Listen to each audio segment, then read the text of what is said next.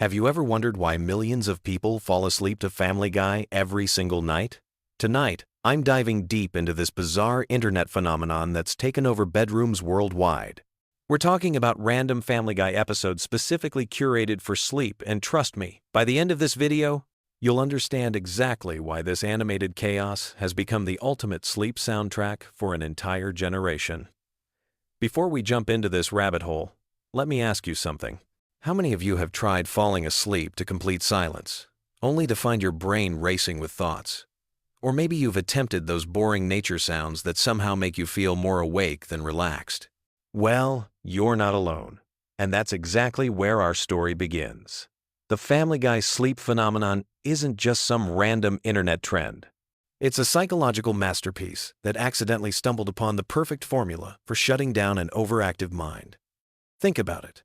When you're lying in bed, trying to fall asleep, what's your biggest enemy? Your own thoughts. Your brain wants to replay every embarrassing moment from middle school, plan tomorrow's meetings, or suddenly solve world hunger. But Family Guy? It gives your mind something familiar yet unpredictable to focus on, creating the perfect distraction cocktail. Let me paint you a picture of how this whole thing works. You're scrolling through YouTube at midnight, exhausted but somehow still wired. You stumble across a video titled Family Guy Random Episodes No Ads Perfect for Sleep with like 3 million views. You click it, thinking you'll watch for maybe 10 minutes. Next thing you know, you're waking up 8 hours later with your phone battery dead and Peter Griffin's voice somehow embedded in your dreams. The genius of Family Guy as sleep content lies in its complete unpredictability, wrapped in comfortable familiarity. You've probably seen most episodes before, so there's no pressure to follow. Along with complex plot lines, your brain can just drift along with the familiar voices and random cutaway gags without feeling like it's missing something important. It's like having background conversation at a party where you don't need to participate, but the noise keeps your mind occupied enough to relax. Now, let's talk about why random episodes work better than watching the show normally. When you're actively watching Family Guy during the day, you're engaged with the jokes, the storylines, and the visual gags.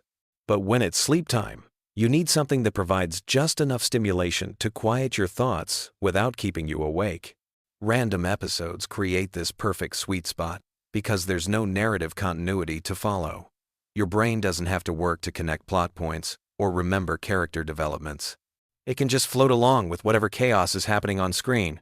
The audio quality of these sleep compilations is crucial too.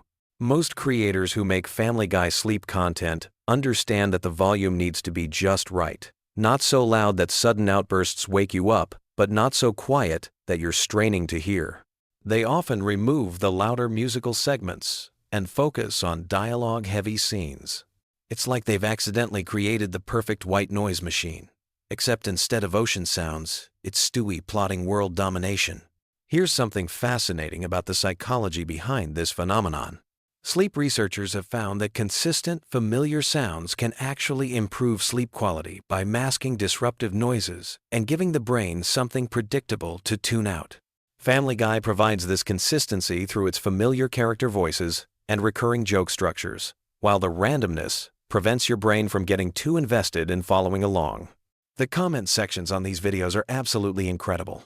You'll find thousands of people sharing their sleep stories, talking about how they've been falling asleep to the same episodes for years, or how they can identify exactly which episode they fell asleep to based on what they remember hearing.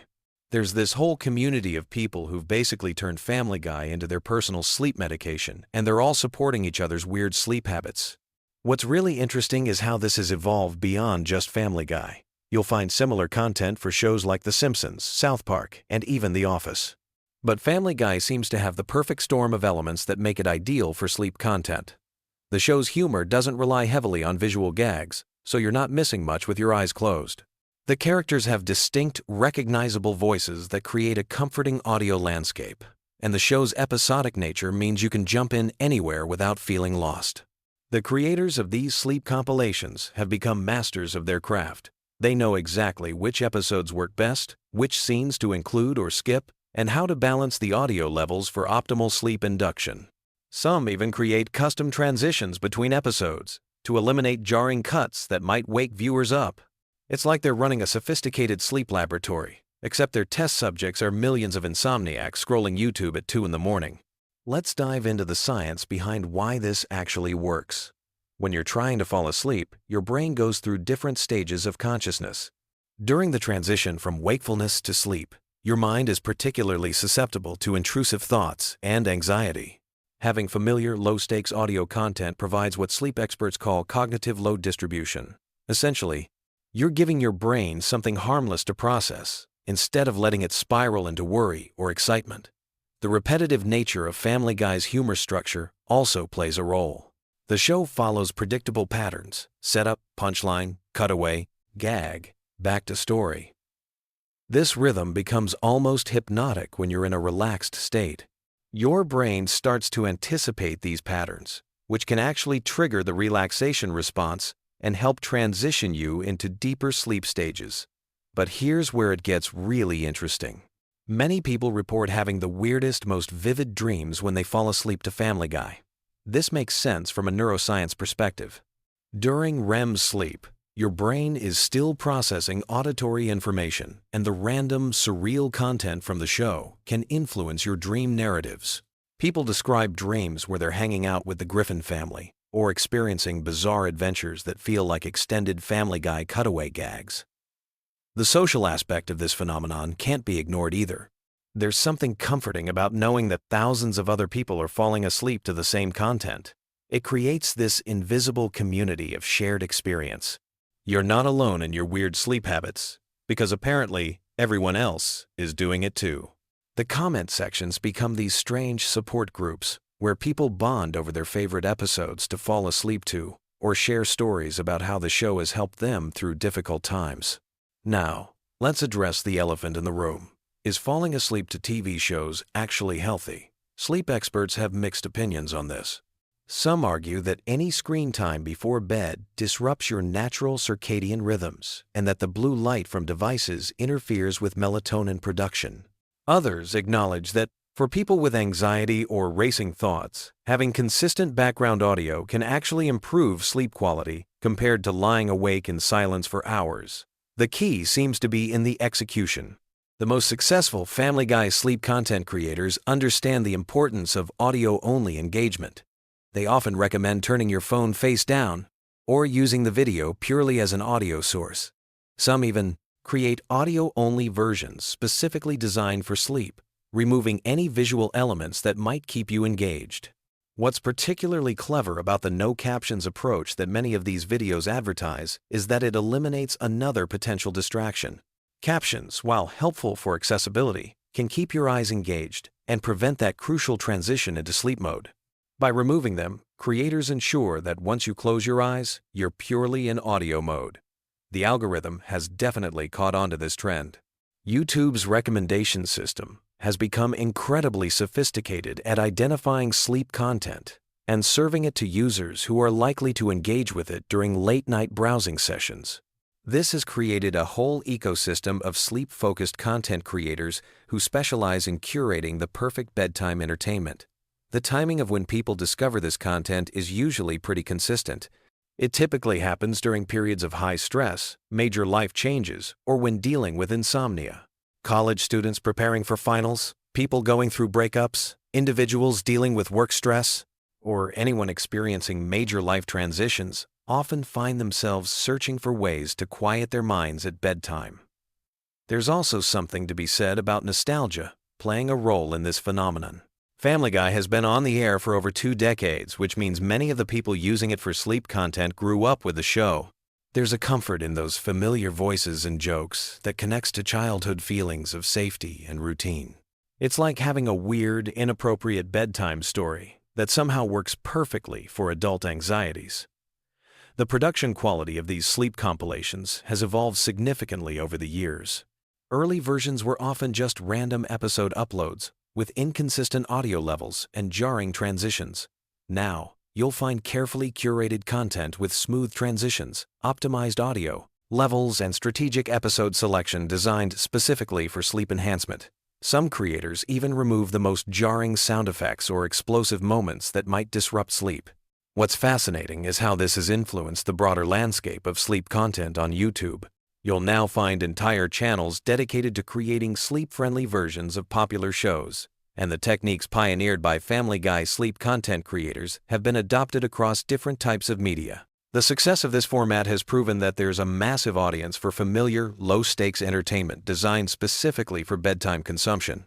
The psychological comfort provided by these videos extends beyond just the audio content.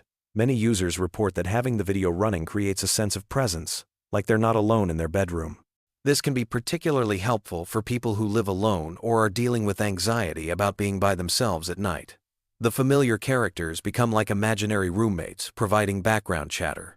As we wrap up this deep dive into the world of Family Guy sleep content, it's clear that this phenomenon represents something much bigger than just a weird internet trend.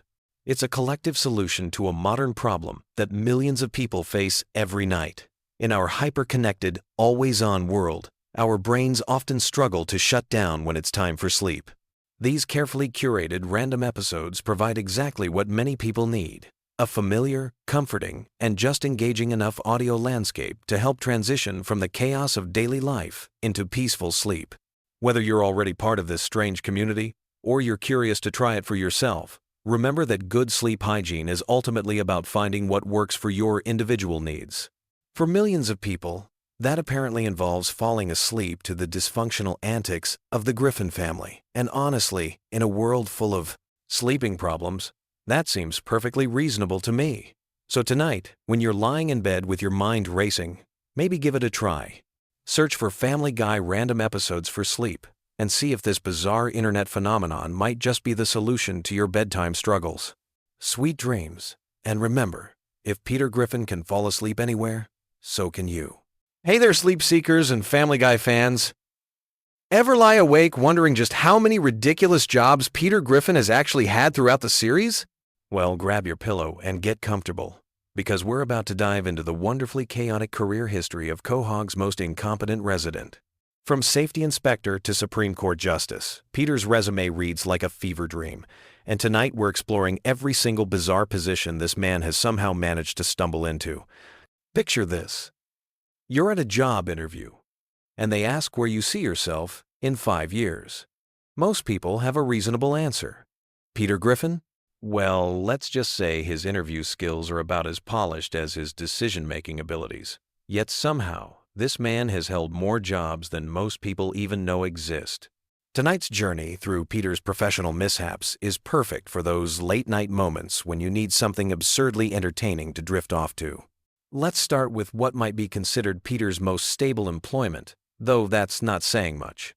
His original gig as a safety inspector at the happy-go-lucky toy factory sounds straightforward enough. Stand around, inspect toys, make sure they're safe for children. Simple, right? Wrong.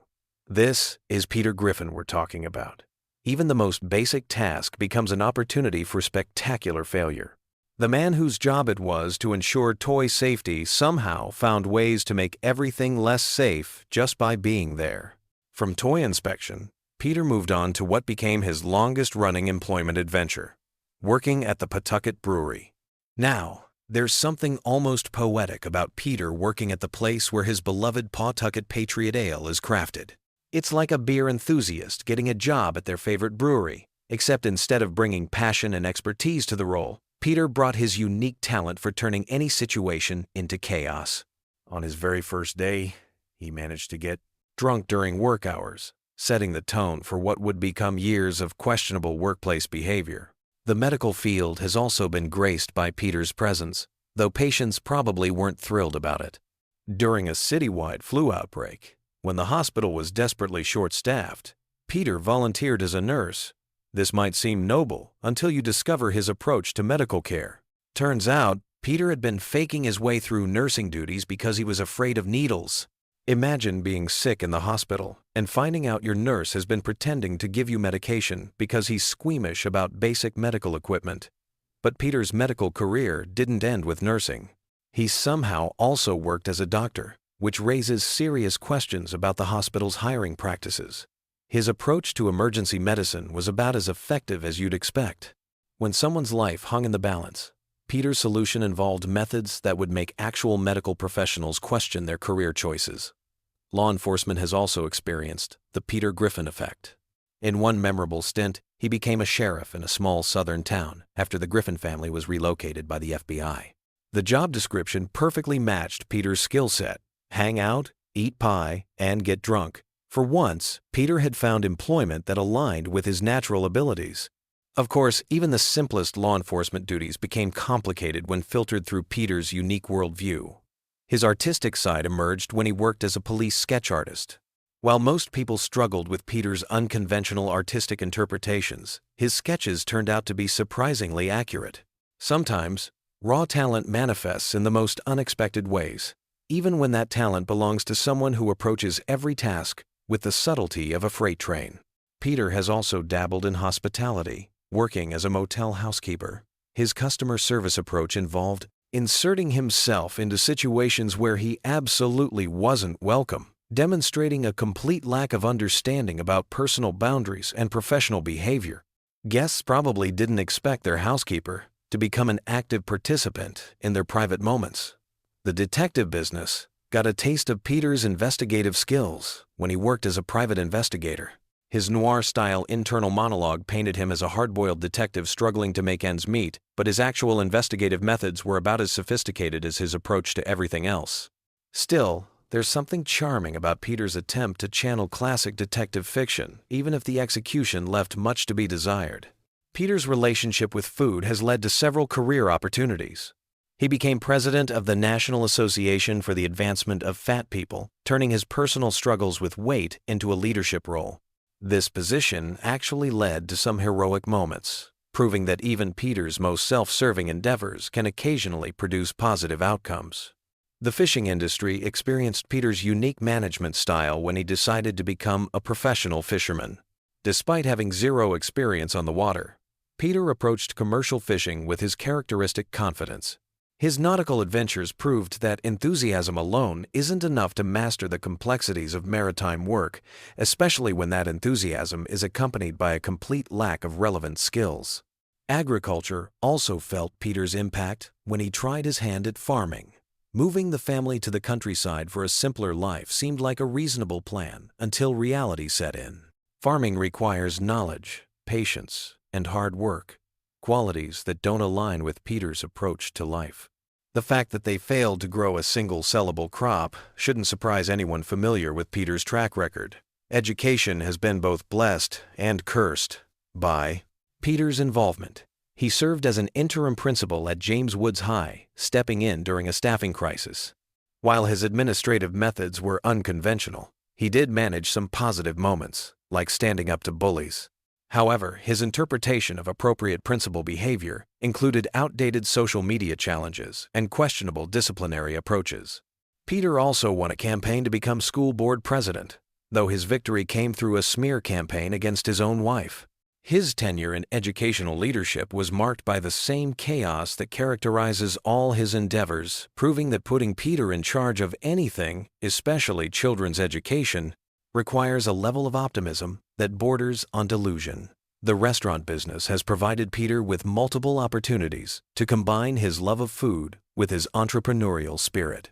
He and Lois opened Big Pete's House of Munch, using money from a valuable coin they discovered. Restaurant ownership taught Peter that loving food and successfully serving it to customers are entirely different skills. The establishment struggled from day one, with Peter's customer service philosophy clashing with basic business principles.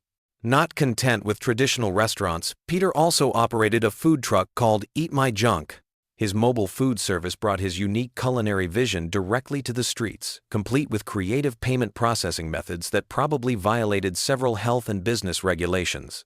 The food truck experiment demonstrated that changing venues doesn't necessarily improve outcomes when the fundamental approach remains chaotic. Environmental activism became Peter's focus when he created Gary, the no-trash cougar, a character designed to combat pollution. His environmental education methods were somewhat traumatic for young audiences, proving that good intentions don't automatically translate to effective execution. Sometimes the message gets lost when the messenger approaches their mission with the subtlety of a sledgehammer. Law enforcement experienced Peter's unique perspective again when he volunteered as a cop during a staffing shortage. Giving Peter police powers was probably one of Quahog's more questionable decisions. His interpretation of police work involved creative approaches to evidence handling and suspect interaction that would make actual officers reconsider their career choices. Corporate leadership has also been shaped by Peter's influence. When he temporarily took over as CEO of his father-in-law's company, his business philosophy involved firing experienced executives and replacing them with his drinking buddies. His product development ideas were equally revolutionary, though perhaps not in ways that traditional business schools would recommend. The tobacco industry briefly benefited from Peter's advocacy when he served as president of El Dorado Cigarette Company. His approach to corporate leadership in this role was refreshingly straightforward: show up, sit in the office, and use his position to influence legislation. Sometimes the simplest job descriptions are the most honest. Political service has called upon Peter's talents multiple times. He worked as a press secretary, though his duties seemed to focus more on preventing static electricity than managing media relations. His understanding of political communication was about as nuanced as his approach to everything else, which is to say, not very nuanced at all. The entertainment industry has provided Peter with various opportunities to showcase his talents. He worked as a Calvin Klein model at some point in his past, proving that even Peter's physical appearance has commercial value under the right circumstances. He's also appeared in television commercials, though his performance skills might not lead to repeat bookings. Military service appears somewhere in Peter's background, though his understanding of combat protocols and chain of command was typically unconventional. His military training focused on identifying friendly forces, a concept he struggled to grasp despite repeated instruction. Telecommunications offered Peter work in telemarketing, though his target demographic was somewhat specialized. His phone skills were about as effective as you'd expect, with customer interaction following his usual pattern of creating confusion where none previously existed. Medical experimentation provided Peter with income opportunities when he volunteered for various research studies. The compensation was decent, though the side effects of participating in multiple experiments simultaneously probably weren't covered in the consent forms he definitely didn't read carefully. The hospitality industry experienced Peter's customer service philosophy when he worked various service positions. His approach to taking orders involved creative interpretations of restaurant terminology that probably confused both customers and kitchen staff. His ability to remember and accurately communicate simple requests was challenged by his tendency to overcomplicate straightforward interactions. Emergency services have been both helped and hindered by Peter's involvement. His stint as a firefighter demonstrated that good intentions and basic safety training don't always combine effectively. Sometimes the person meant to solve the problem becomes part of the problem, especially when that person approaches emergency response with Peter's unique logic. Entertainment production has benefited from Peter's creative vision. He developed television programming with the same innovative approach he brings to everything else. His understanding of audience preferences and production logistics was typically unconventional, resulting in content that probably challenged viewers' expectations in unexpected ways. Transportation services experienced Peter's customer service approach when he worked as an Uber driver. His vehicle, the situation was unconventional, and his interpersonal skills with passengers followed his established pattern of creating memorable experiences for all the wrong reasons. The pharmaceutical industry relied on Peter's expertise when he worked as a pharmacist. His approach to medication distribution and patient consultation demonstrated his unique interpretation of healthcare delivery. Customers probably received more than they bargained for in terms of personalized service. Seasonal employment has provided Peter with opportunities to spread joy as a mall Santa. His interaction with children during the holiday season showcased his gift for making lasting impressions, though not necessarily the kind that parents hope for when they bring their kids to meet Santa. Domestic management became Peter's responsibility when he worked as a house husband. His approach to household organization and family care demonstrated skills that had been hidden beneath years of workplace chaos. Sometimes the right job brings out unexpected competencies, even in the most unlikely candidates. Judicial service elevated Peter to the Supreme Court, where his legal philosophy focused on equality through unconventional means. His approach to constitutional interpretation was characteristically innovative, challenging traditional legal thinking with solutions that probably weren't covered in law school. Specialized services have utilized Peter's unique skill set in various capacities. He's worked as everything from a babysitter to a personal shopper, bringing his distinctive approach to customer service in roles that required sensitivity and attention to detail. His clients probably received more personalized attention than they anticipated. Performance arts have provided Peter with outlets for his creative expression. His musical abilities have earned him income through various venues, from street performance to wedding entertainment. His understanding of audience engagement and musical technique follows his established pattern of prioritizing enthusiasm over conventional skill.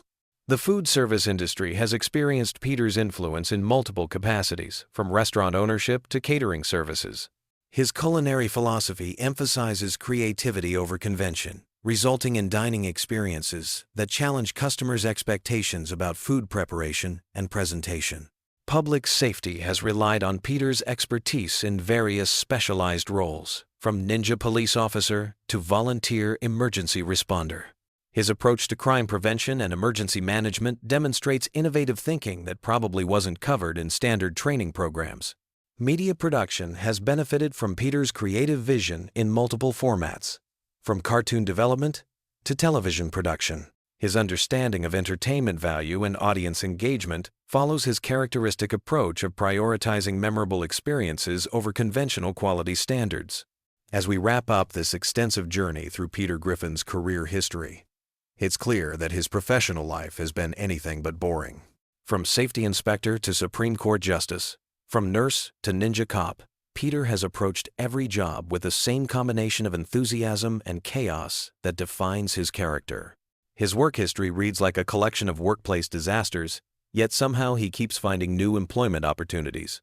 What makes Peter's career journey so entertaining is his complete lack of awareness about his own limitations. He approaches brain surgery with the same confidence he brings to flipping burgers, and somehow manages to create memorable moments in every position he holds. His employers probably don't forget him quickly, though not necessarily for the reasons they'd prefer. The sheer variety of Peter's employment history suggests either an incredibly diverse skill set or an amazing ability to convince people to hire him, despite obvious red flags. The truth is probably somewhere in between, though the evidence strongly suggests that Peter's interview skills don't accurately represent his job performance capabilities. Tonight, as you drift off to sleep, you can rest easy knowing that somewhere in the animated universe, Peter Griffin is probably starting a new job tomorrow, bringing his unique brand of workplace creativity to yet another unsuspecting industry. His career adventures remind us that sometimes the most entertaining stories come from the most unlikely sources, and that competence isn't always required for memorable employment experiences. Sweet dreams, and remember, no matter how chaotic your own work life gets, it's probably more manageable than Peter Griffin's professional journey through the working world of Quahog and beyond. Picture this. You're lying in bed, eyes heavy, ready to drift off to sleep, but your mind is still buzzing. Maybe you need something to help you unwind. Something familiar and comforting that won't keep you too engaged. Well, tonight we're diving into the weird and wonderful world of Family Guy, with some absolutely wild facts that might just be the perfect bedtime companion. These aren't your typical trivia tidbits. We're talking about the kind of behind-the-scenes secrets and bizarre details that make this show the cultural phenomenon it became. Let me start with something that'll blow your mind right away. Did you know that Family Guy was actually canceled not once, but twice? Yeah, you heard that right.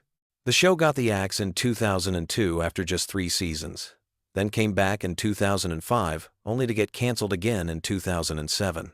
But here's where it gets interesting. The show's resurrection wasn't because of some executive's change of heart or a passionate fan campaign, though those things helped. It was actually because of DVD sales and reruns on Adult Swim that proved the show had a massive audience that networks had completely missed. The numbers were staggering. When Fox looked at the DVD sales figures, they realized they'd made a colossal mistake. The first season DVD became one of the best-selling TV show DVDs of all time, moving over 1 million copies in its first year. Adult Swim was paying Fox millions for the rerun rights, and the ratings were through the roof. It was like discovering you'd thrown away a winning lottery ticket, except you could still fish it out of the trash. But here's something even weirder about the show's cancellation drama. Seth MacFarlane, the creator, was actually somewhat relieved when it got canceled the first time. He was completely burned out from working insane hours, writing, voice acting, and overseeing every aspect of production. The guy was doing the voices for 3 main characters while running the entire show. When Fox pulled the plug, he thought his animation career might be over, but he also felt like he could finally breathe again. Speaking of Seth MacFarlane, here's a fact that'll keep you up at night thinking about alternate timelines. He was supposed to be on American Airlines Flight 11 on September 11, 2001, the flight that hit the North Tower of the World Trade Center. He missed it because his travel agent gave him the wrong departure time, and he showed up to the gate 10 minutes after boarding had ended. He was hungover from partying the night before and almost didn't go to the airport at all. That single hangover and miscommunication might have changed television history forever. Now let's talk about something that'll make you appreciate the show's attention to detail. Every single Conway Twitty cutaway gag. You know those random moments where the show just cuts to the country singer performing for what feels like an eternity? Those weren't just random filler. They were actually Seth MacFarlane's way of trolling both the network and the audience. He knew these segments would drive people absolutely crazy, but he also knew they couldn't be cut because they were integral to reaching the episode's required runtime. The Conway Twitty thing became such a phenomenon that it spawned its own internal mythology at the show. Writers would pitch entire episodes around how they could work in a Conway Twitty segment. They'd sit in the writer's room timing these segments down to the second, calculating exactly how much actual story content they could replace with a dead country singer performing on stage. It was comedic genius disguised as laziness. Here's something that might surprise you about the show's voice acting. You know how Brian the dog sounds so sophisticated and intellectual? Well, Seth MacFarlane based that voice on his own natural speaking voice, but slightly more pretentious. He said in interviews that Brian represents the version of himself he'd be if he let his college education go to his head. The character became a way for MacFarlane to explore his own intellectual insecurities and liberal political views through a talking dog. But the really fascinating part is how the other voice actors developed their characters. Alex Borstein, who voices Lois, originally auditioned for a completely different character on a different show MacFarlane was developing. When that project fell through, he remembered her voice and wrote Lois specifically for her. The character's Long Island accent and particular speech patterns are actually based on Borstein's own family members. Seth Green, who voices Chris, has admitted that he sometimes forgets he's supposed to be playing a teenager. He said the character's voice just comes naturally to him because it's basically his own voice from when he was going through puberty, which apparently lasted well into his 20s. The character's dim-witted but lovable personality evolved because Green kept improvising lines that made the writers laugh during recording sessions. Now here's a production fact that'll make you realize how much work goes into seemingly simple animation. Each episode of Family Guy takes approximately 8 to 9 months to produce, from script to final broadcast. The writing process alone can take several months, with jokes being written, rewritten, and completely scrapped dozens of times. Then there's the voice recording, which happens in multiple sessions as scripts get revised. The animation process is where things get really wild. Every single frame has to be drawn by hand, even though the show uses computer software to assist with the process. A single 22-minute episode contains roughly 16,000 individual drawings. When you think about the fact that the show has produced over 400 episodes, that's literally millions of individual drawings that have brought these characters to life. But here's something that'll make you appreciate the show's cultural impact even more. Family Guy popularized the random cutaway gag format that's now become standard in animated comedy. Before Family Guy, most animated shows followed more traditional narrative structures. The show's willingness to completely abandon the main plot for a 30-second historical recreation or pop culture reference changed how comedy writers think about pacing and attention spans. The cutaway gags themselves have become a cultural phenomenon. There are entire YouTube channels dedicated to compiling them, and they've been referenced and parodied by countless other shows. But here's what's really interesting. The writers have admitted that sometimes they write the cutaway gag first, then build an entire episode around finding a way to naturally lead into it. Let's talk about something that might disturb your peaceful drift toward sleep, the show's relationship with censorship. Family Guy has been censored, banned, and protested more than almost any other primetime animated series. The Parents Television Council has named it the worst show on television multiple times. But here's the thing. All that controversy has only made the show more popular. The censorship battles have led to some genuinely creative solutions from the writers. When they can't say certain words or show certain images, they find increasingly elaborate ways to imply them. Some of the show's funniest moments have come from these creative workarounds. It's like watching a comedian perform with their hands tied behind their back, and somehow becoming even funnier because of the constraint. Here's a fact about the show's music that might surprise you. Seth MacFarlane is actually a classically trained vocalist who's released several albums of standards and jazz music. His musical background heavily influences the show's frequent musical numbers and elaborate song and dance sequences. Those aren't just random additions. They're MacFarlane showing off skills he developed long before he ever got into animation. The musical episodes of Family Guy often take months of additional preparation because they require completely different animation techniques, additional voice coaching for the actors, and original orchestral arrangements. The Blue Harvest Star Wars parody episodes alone required hiring an entire orchestra to record new versions of John Williams' iconic themes. Now, let's dive into something that'll make you think about celebrity culture differently. The show's celebrity cameos and parodies have occasionally led to real-world consequences for the celebrities involved. Some stars have embraced being mocked on the show, treating it as a badge of honor. Others have publicly complained or even threatened legal action. But here's what's really fascinating.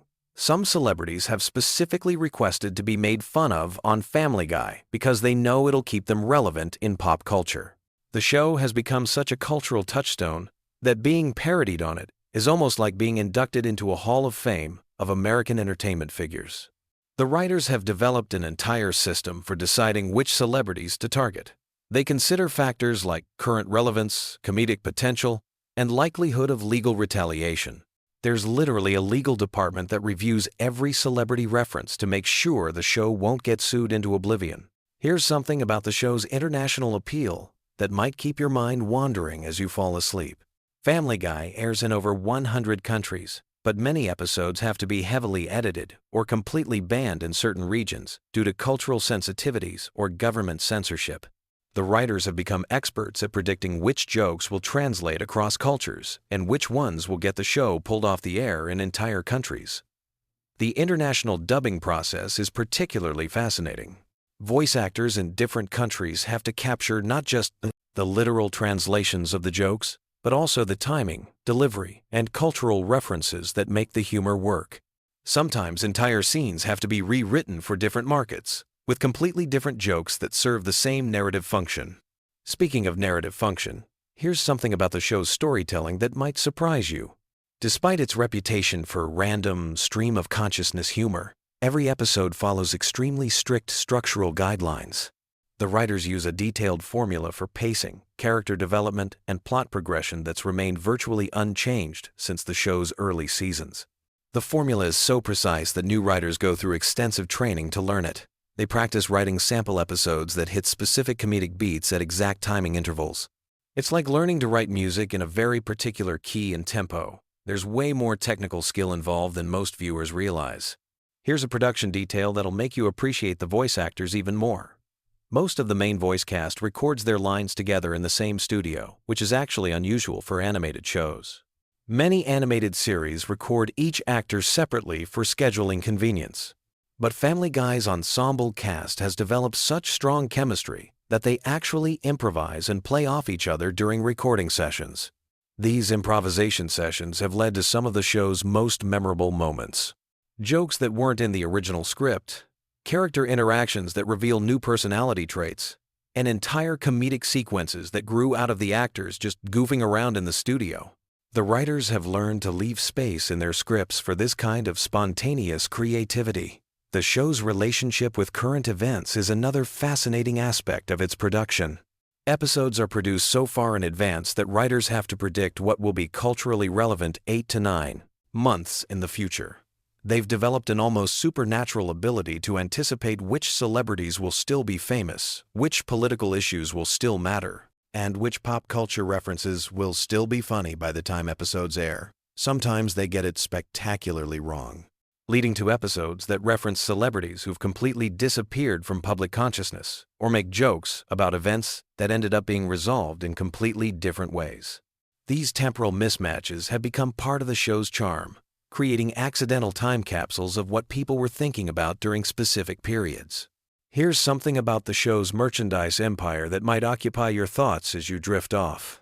Family Guy generates hundreds of millions of dollars in merchandise sales annually, from t-shirts and mugs to video games and Halloween costumes.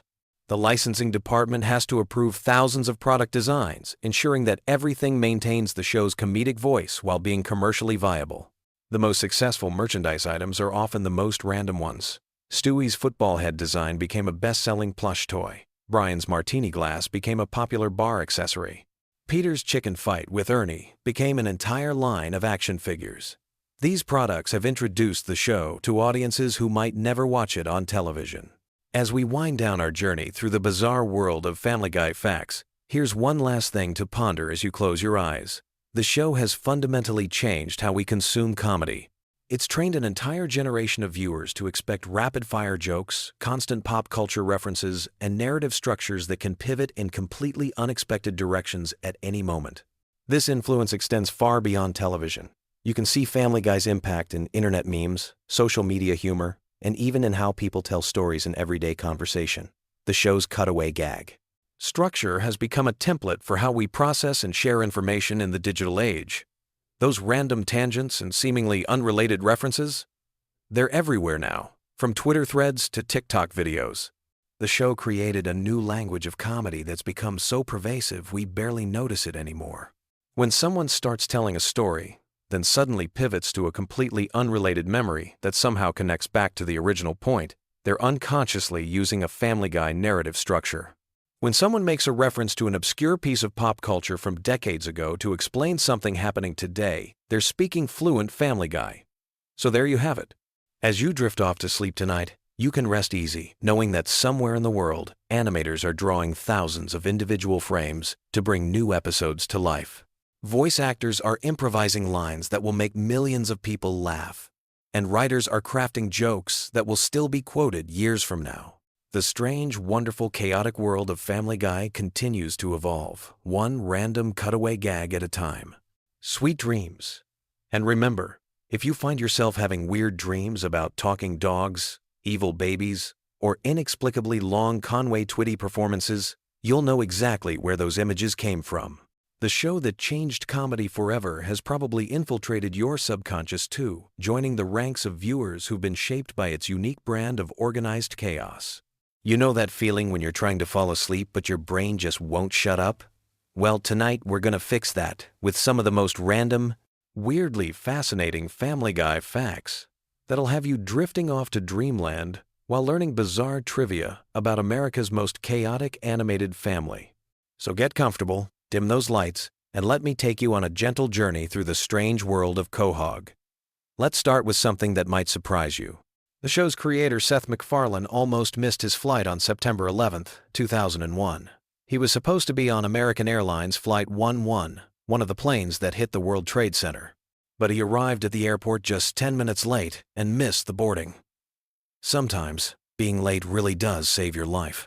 This near-miss experience actually influenced some of the show's later episodes, though MacFarlane rarely talks about it publicly. Speaking of Seth MacFarlane, did you know he voices 4 of the main characters? Peter, Brian, Stewie, and Glenn Quagmire are all brought to life by the same person. That's pretty impressive when you think about how different each character sounds.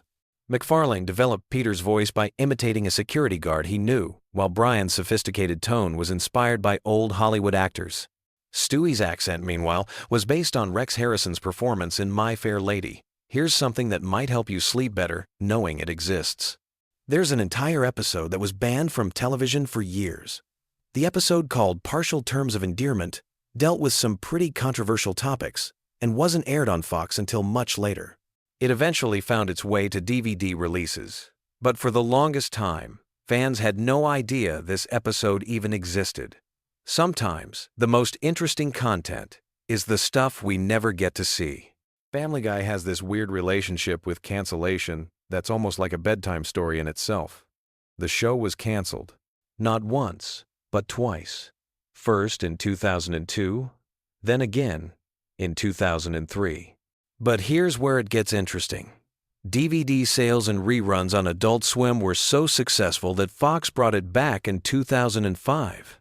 It's like the show kept falling asleep and waking up stronger each time.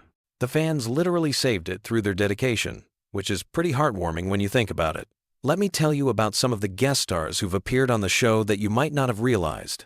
Patrick Stewart, the distinguished Captain Picard himself, has voiced multiple characters including Susie's arch-nemesis. Rush Limbaugh appeared as himself, and even Phyllis Diller lent her voice to Peter's mother-in-law. The show has attracted everyone from political figures to rock stars, creating this weird mix of high culture and lowbrow humor. There's something oddly soothing about the show's animation process, too. Each episode takes about 8 months to complete from script to screen. The writers spend weeks crafting jokes, the voice actors record their lines multiple times to get the perfect delivery, and then teams of animators bring everything to life frame by frame. It's like watching a very slow, very detailed dream come together. The famous chicken fights between Peter and Ernie the Giant Chicken started as a throwaway gag, but became one of the show's most beloved running jokes. These elaborate, destruction-filled battles were inspired by old action movies and Jackie Chan films.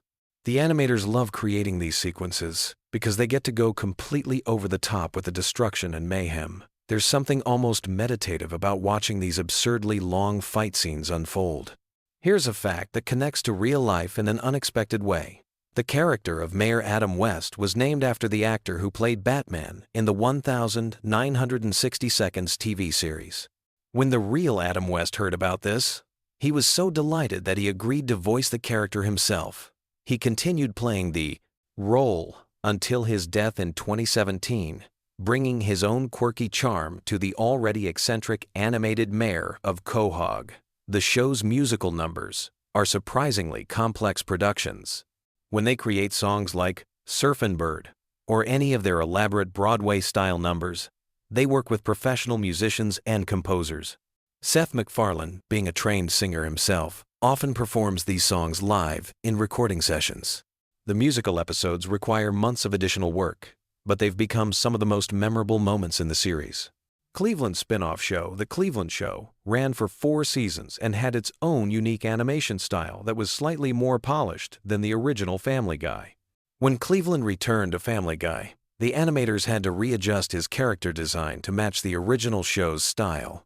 It's like he went away, got a makeover, and had to tone it down when he came back home. The show's pop culture references are researched extensively by a team of writers who specialize in different decades and cultural phenomena. They maintain databases of movie quotes, TV show references, and historical events to ensure their parodies are accurate enough to be funny, but absurd enough to avoid copyright issues. Sometimes they spend weeks perfecting a single throwaway reference that appears for just a few seconds. Stewie's sexuality has been a running mystery throughout the series, with writers deliberately keeping it ambiguous.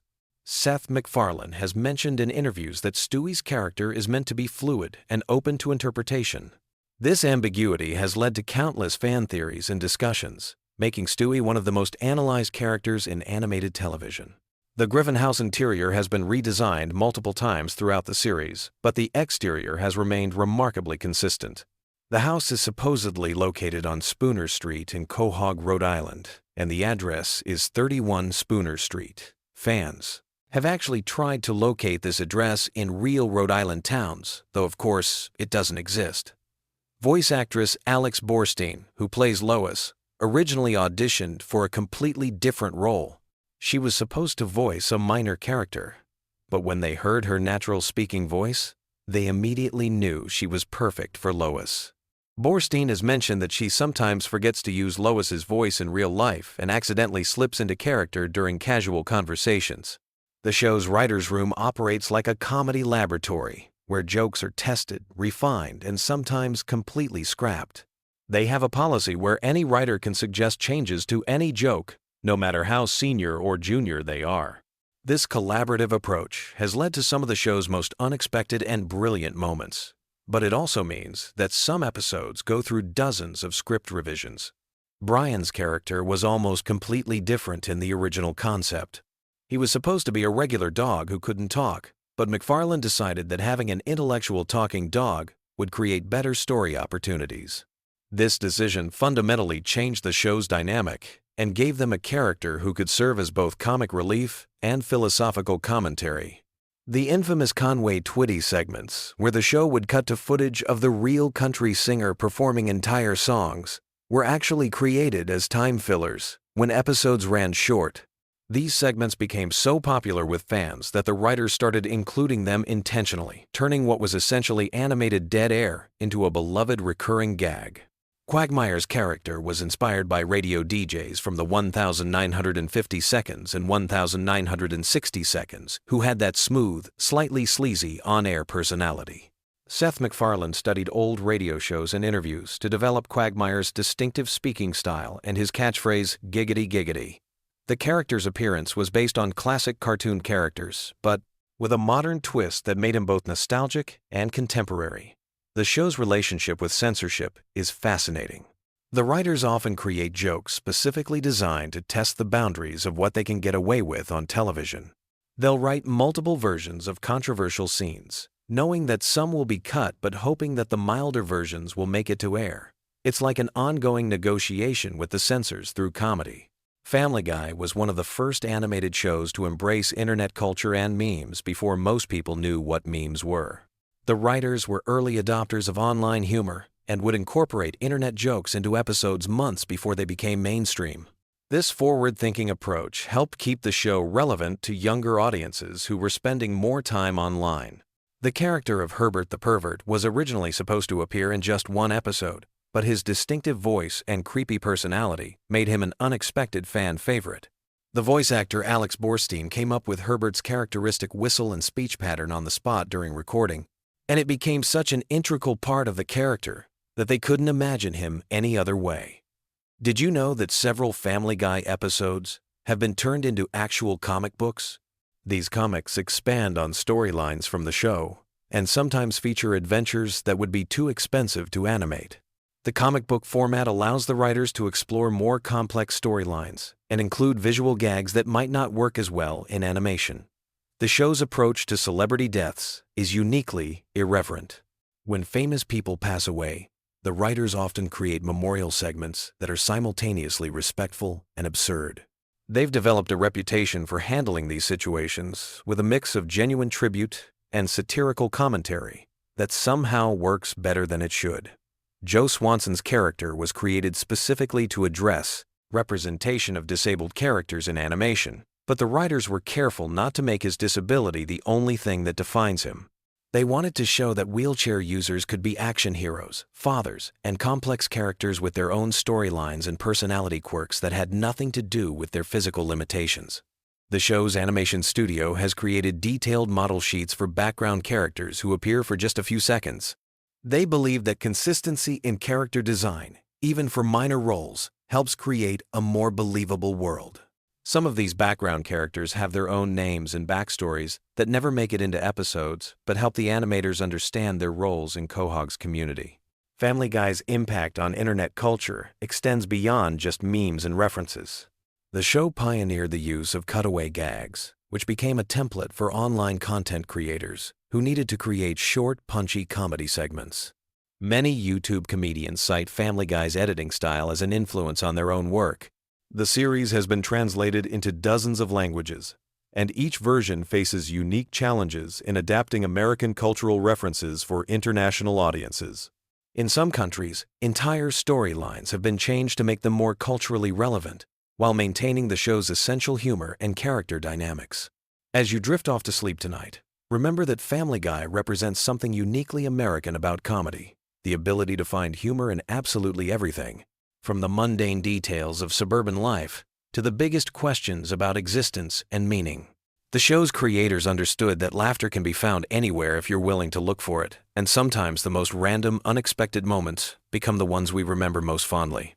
Sweet dreams, and may your own family adventures be slightly less chaotic than the Griffins. Have you ever wondered what goes on behind the scenes of your favorite animated shows while you're drifting off to sleep? Tonight, we're diving into the fascinating world of Family Guy with some incredibly random facts that might just surprise you. So, grab your blanket, get comfortable, and let's explore the weird and wonderful universe of the Griffin family. Did you know that Family Guy wasn't originally supposed to be called Family Guy at all?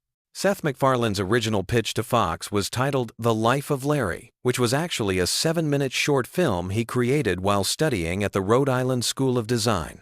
The executives liked it so much that they asked him to develop it into a full series, but they wanted a catchier name. After going through dozens of potential titles, they settled on Family Guy because it perfectly captured the show's essence of an average American family dealing with extraordinary situations. Speaking of Seth MacFarlane, here's something that might keep you up at night thinking about alternate timelines. MacFarlane was originally scheduled to be on American Airlines Flight 11 on September 11, 2001. He was supposed to fly from Boston to Los Angeles that morning, but he overslept and missed the flight by just 15 minutes. That flight was one of the planes that hit the World Trade Center. If he had made that flight, we might never have gotten Family Guy, American Dad, or The Orville. Sometimes, the smallest moments change everything. Now let's talk about the voices behind your favorite characters. You probably know that Seth MacFarlane voices Peter, Brian, and Stewie, but did you know he also voices Carter Pewterschmidt, Tom Tucker, and even Glenn Quagmire? That's right. The same person who voices the intellectual dog Brian also creates Quagmire's distinctive giggity giggity catchphrase. MacFarlane developed these voices during his college years, often entertaining friends at parties with his impressions and original character voices. Here's a random fact about Stewie that might surprise you. His distinctive football-shaped head wasn't originally part of his design. The animators were struggling with how to make a baby character visually interesting and memorable. During one late-night brainstorming session, someone jokingly suggested making his head shaped like a football, and everyone laughed. But the more they thought about it, the more it made sense. The unusual head shape would make Stewie instantly recognizable and add to his alien-like otherworldly intelligence. Sometimes the best ideas come from the most unexpected places. The character of Meg Griffin has an interesting backstory that goes beyond what we see on screen. Originally, Meg was supposed to be the breakout character of the show. The writers envisioned her as the relatable teenager that audiences would connect with most. However, as the show evolved, they realized that making Meg the constant target of the family's jokes created much funnier dynamics. This shift happened gradually over the first few seasons, and by season 3, Meg's role as the family punching bag was firmly established. Did you know that Family Guy holds several Guinness World Records? One of the most interesting is for the longest gap between a TV show's cancellation and its return to production. Family Guy was canceled in 2002 after 3 seasons, but DVD sales and reruns on Adult Swim proved so popular that Fox brought it back in 2005.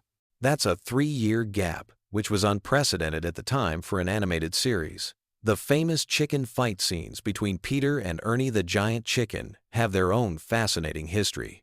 The first fight appeared in the episode Da Boom and was originally intended to be a one-off gag.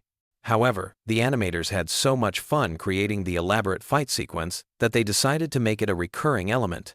Each subsequent chicken fight became more elaborate and destructive, with the animators treating them almost like action movie sequences. The fights have destroyed everything from fast food restaurants to airports, and the animation team spends months planning each new encounter. Here's something that might surprise you about the show's animation process. Each episode of Family Guy takes approximately 8 months to complete from start to finish. The process begins with a writer's room, where scripts are developed and refined.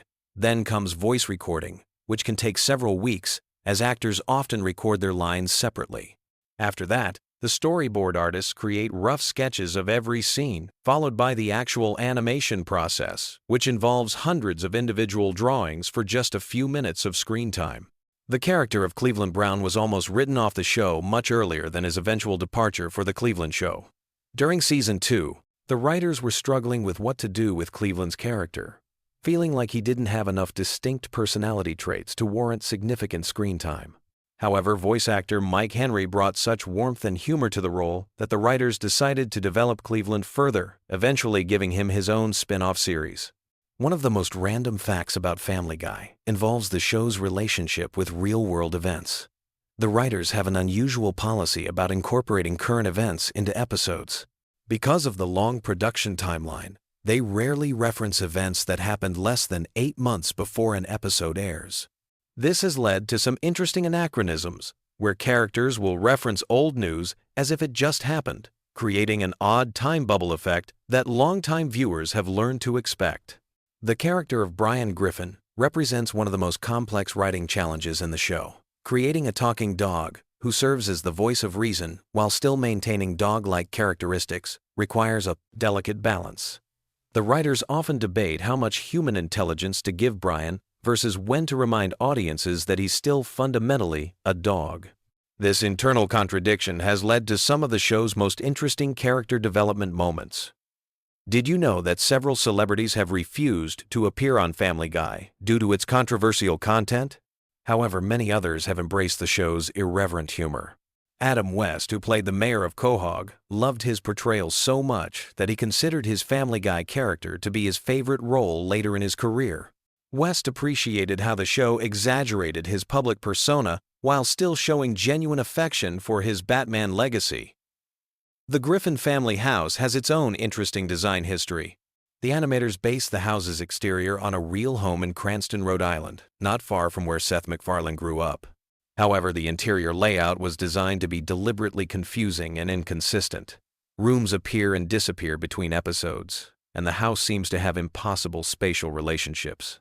This was an intentional choice by the animators, who felt that a realistic house layout would be too limiting for the show's surreal storylines. Here's a fact that might surprise animation fans. Family Guy was one of the first animated shows to extensively use computer-generated imagery mixed with traditional animation. While the characters are still hand-drawn, many background elements, vehicles, and special effects are created using CGI. This hybrid approach allows for more dynamic camera movements and elaborate action sequences while maintaining the classic cartoon aesthetic that fans love.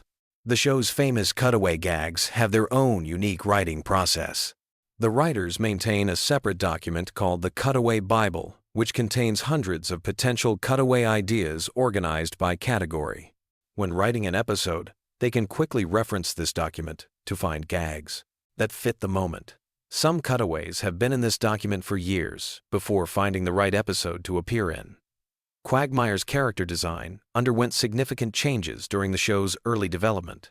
Originally, he was going to be much older and was designed to look more like a stereotypical dirty old man.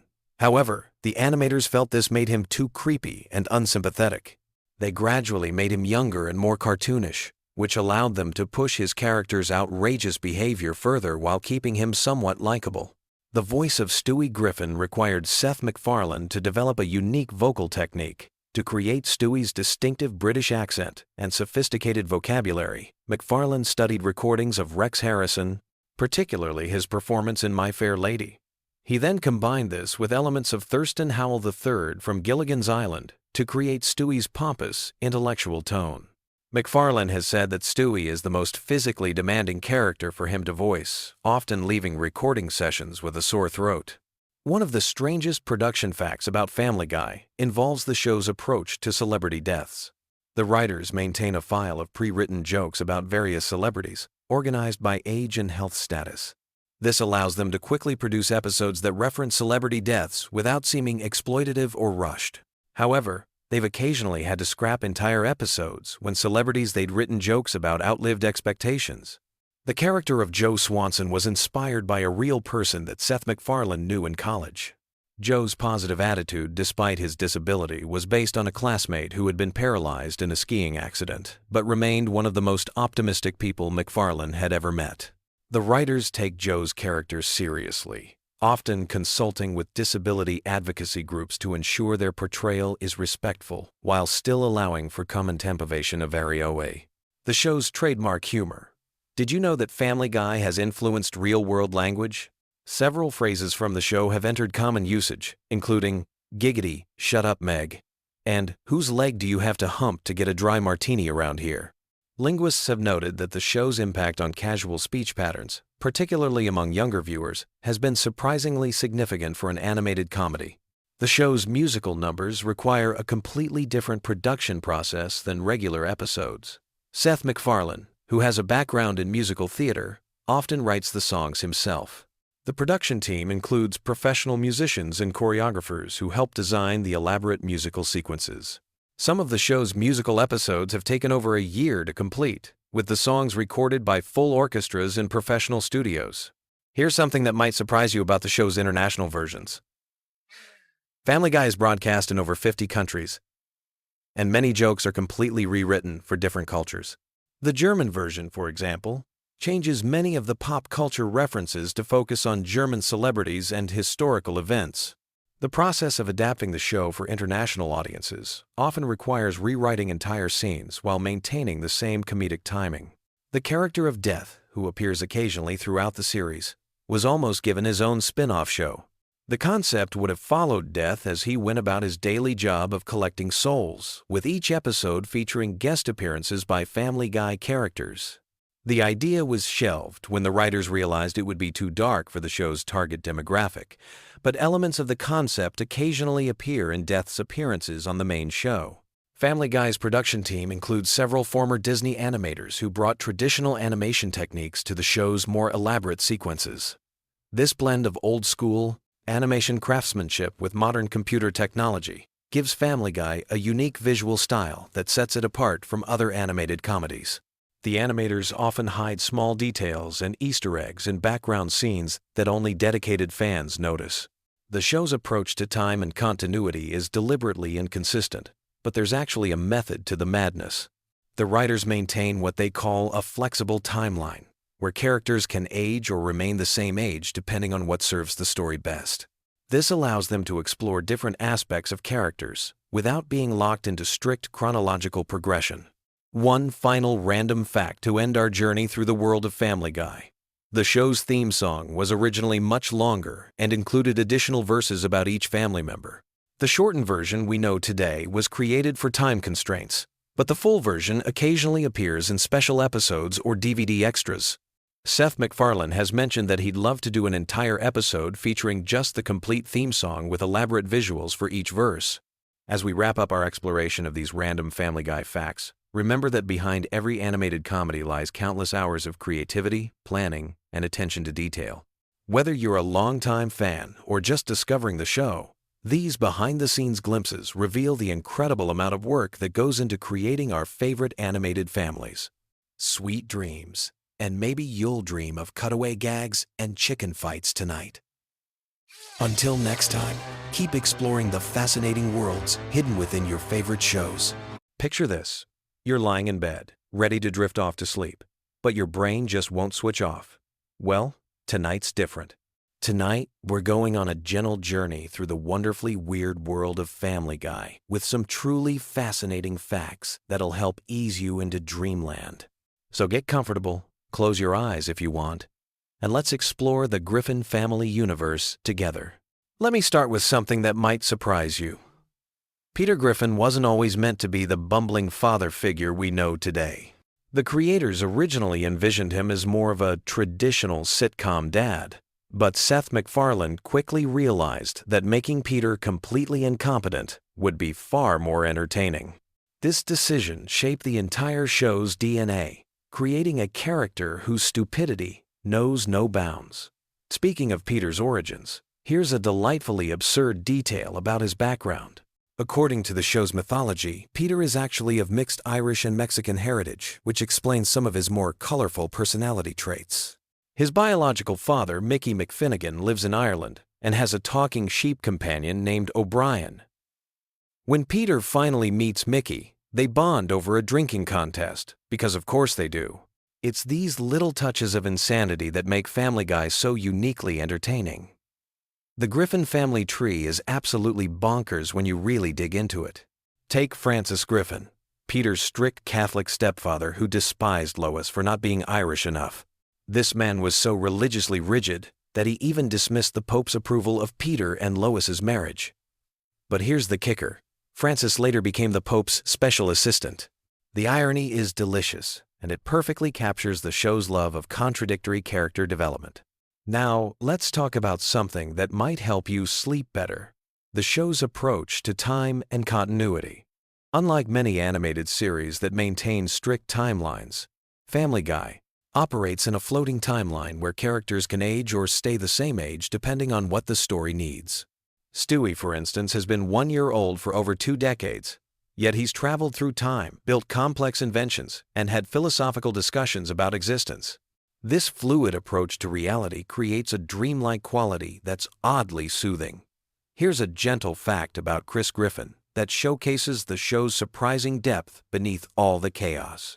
Despite being portrayed as academically hopeless, Chris actually has genuine artistic talent. In one episode, he gets accepted to art school, but chooses to stay with his family instead. It's moments like these that remind us there's heart underneath all the madness, even in characters who seem purely comedic. Let me share something about Stewie that's both fascinating and oddly comforting. His relationship with Brian the dog represents one of television's most unusual friendships. They've been through adventures across time and space. They've argued like an old married couple, and when Brian died, Stewie was so heartbroken, he literally rewrote time to save him. There's something beautiful about that level of devotion, even in a cartoon about talking dogs and genius babies. The voice acting in Family Guy is another soothing element worth considering as you drift off. Seth MacFarlane voices multiple main characters, including Peter, Brian, and Stewie, essentially having conversations with himself for hours during recording sessions. Imagine the surreal experience of being alone in a sound booth, switching between a baby's British accent, a dog's sophisticated tone, and a grown man's childish outbursts. It's like a one-person theater performance that's been going on for decades. Here's something wonderfully absurd about the show's background characters. Cleveland Brown, Peter's neighbor and friend, was originally just meant to appear in a few episodes, but his calm, measured way of speaking proved so funny when contrasted with Peter's chaos that he became a main character and eventually got his own spin-off show. Sometimes the best things in life happen by accident, which is a nice thought to carry into sleep. Let's explore some of the more obscure Griffin family members, because their stories have a mythical quality perfect for bedtime. There's King Arthur Griffin, an ancestor who could supposedly pull Excalibur from the stone. Then there's Moses Griffin, who led the Jews out of Egypt while complaining about billboards and demanding more Jolly Ranchers. The show creates these elaborate historical figures that exist purely to set up jokes, but there's something wonderfully imaginative about building an entire fictional lineage. The relationship between Stewie and his stuffed bear Rupert is oddly touching when you think about it. This genius baby, capable of building time machines and mind control devices, still needs his security blanket in the form of a simple teddy bear. It reminds us that no matter how complex we become, we all need something soft and familiar to hold on to. That's a comforting thought as you settle into your own bed. Family Guy's approach to cutaway gags creates a unique storytelling rhythm that's almost hypnotic. The show will interrupt itself mid-scene to show us a completely unrelated flashback or fantasy sequence, then seamlessly return to the main story. It's like how our minds work when we're falling asleep, jumping from one random thought to another without any logical connection. Yet somehow, it all flows together. Here's a fascinating detail about Meg Griffin that reveals the show's unexpected complexity. Despite being constantly mistreated by her family, actress Mila Kunis has mentioned in interviews that playing Meg taught her about resilience and finding humor in difficult situations. The character who seems to exist purely for abuse actually represents something deeper about perseverance and maintaining hope even when everything seems to go wrong. The show's relationship with censorship has always been playful rather than aggressive. When certain words can't be said on television, the characters find creative ways around it, often making the censored version funnier than the uncensored one would have been. There's something delightfully subversive about finding humor within constraints, like creating art within specific rules. Let me tell you about Brian's literary aspirations, which add a layer of melancholy to his character that's perfect for quiet reflection. He's constantly working on novels that never get published, struggling with alcoholism, and dealing with the existential crisis of being a talking dog in a world that doesn't quite make sense. His failures are deeply human, reminding us that everyone struggles with their dreams and disappointments. The background music in Family Guy deserves more recognition than it gets. The composers create these elaborate orchestral pieces for scenes that last only seconds, treating throwaway gags with the same musical attention as epic movie moments. There's something beautiful about that level of craftsmanship being applied to the most ridiculous situations imaginable. Quagmire's house being right next to the Griffins creates an interesting dynamic that's been running for over 20 years. These neighbors who are simultaneously friends and enemies, who know each other's secrets but continue to be surprised by each other's actions. It's like a very slow, very weird sitcom relationship that unfolds over decades rather than seasons. The show's treatment of death is uniquely casual and somehow comforting because of it. Characters die and come back regularly. Time gets rewritten, and consequences are often temporary. In a world where permanence can feel overwhelming, there's something soothing about a universe where mistakes can be undone and second chances are always available. Here's something about the show's animation style that contributes to its dreamlike quality. The characters are drawn with simple, clean lines that make them feel both familiar and slightly unreal. Their movements are fluid but exaggerated, creating a world that feels just removed enough from reality to be purely entertaining rather than stressful. The recurring theme of Peter's various jobs throughout the series creates a sense of endless possibility. He's been everything from a bodega owner to a Renaissance artist to a country music star, often within the same season. There's something liberating about a character who can completely reinvent himself whenever the story demands it, suggesting that we all have infinite potential for change. Family Guy's approach to celebrity cameos is uniquely self-aware. When famous people appear on the show, they're often playing exaggerated versions of themselves, or completely different characters entirely. It creates this meta-textual layer where reality and fiction blend together in ways that feel dreamlike and surreal. The show's relationship with its own continuity is fascinatingly relaxed. Characters will reference events from previous episodes as if they happened, then completely contradict those same events in the next episode. It's like how dreams work. Everything makes perfect sense until you try to examine the logic too closely. Let me share something about the show's writing process that might interest you as you drift off. The writer's room for Family Guy is known for being one of the most collaborative in television, with jokes being refined and improved by multiple people before making it to air. Each throwaway line has been polished by a room full of comedy writers, which explains why even the smallest moments often contain multiple layers of humor. The relationship between Lois and Peter represents something uniquely optimistic despite all their problems. No matter how much chaos Peter creates, no matter how frustrated Lois becomes, they always find their way back to each other by the end of each episode. It's a cartoon version of unconditional love that's oddly reassuring. Stewie's gradual evolution from would-be world conqueror to adventure-seeking toddler reflects the show's own maturation over time. Early Stewie was genuinely menacing, plotting elaborate schemes to murder his mother. Modern Stewie is more interested in friendship and exploration. It's like watching a character literally grow up, even though he's technically stayed the same age. The show's use of musical numbers creates these unexpected moments of pure joy in the middle of chaotic episodes. Characters will suddenly break into elaborate song and dance routines that rival professional Broadway productions, then immediately return to the mundane problems of suburban life. These musical interludes feel like shared dreams where anything is possible. Family Guy's approach to social commentary is gentle rather than preachy, which makes it perfect bedtime viewing. The show addresses serious topics through the lens of absurd situations, making complex issues feel manageable rather than overwhelming. It's comedy as comfort food, nourishing without being heavy. The longevity of the show itself is something worth contemplating as you prepare for sleep. Family Guy has been on television for over 2 decades, meaning that some viewers have literally grown up with these characters. There's something deeply comforting about having fictional friends who are always there, always ready to entertain you, no matter what's happening in your real life.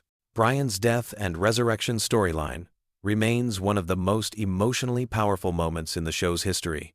When the writers temporarily killed off the beloved character, the fan reaction was so intense that they brought him back within a few episodes.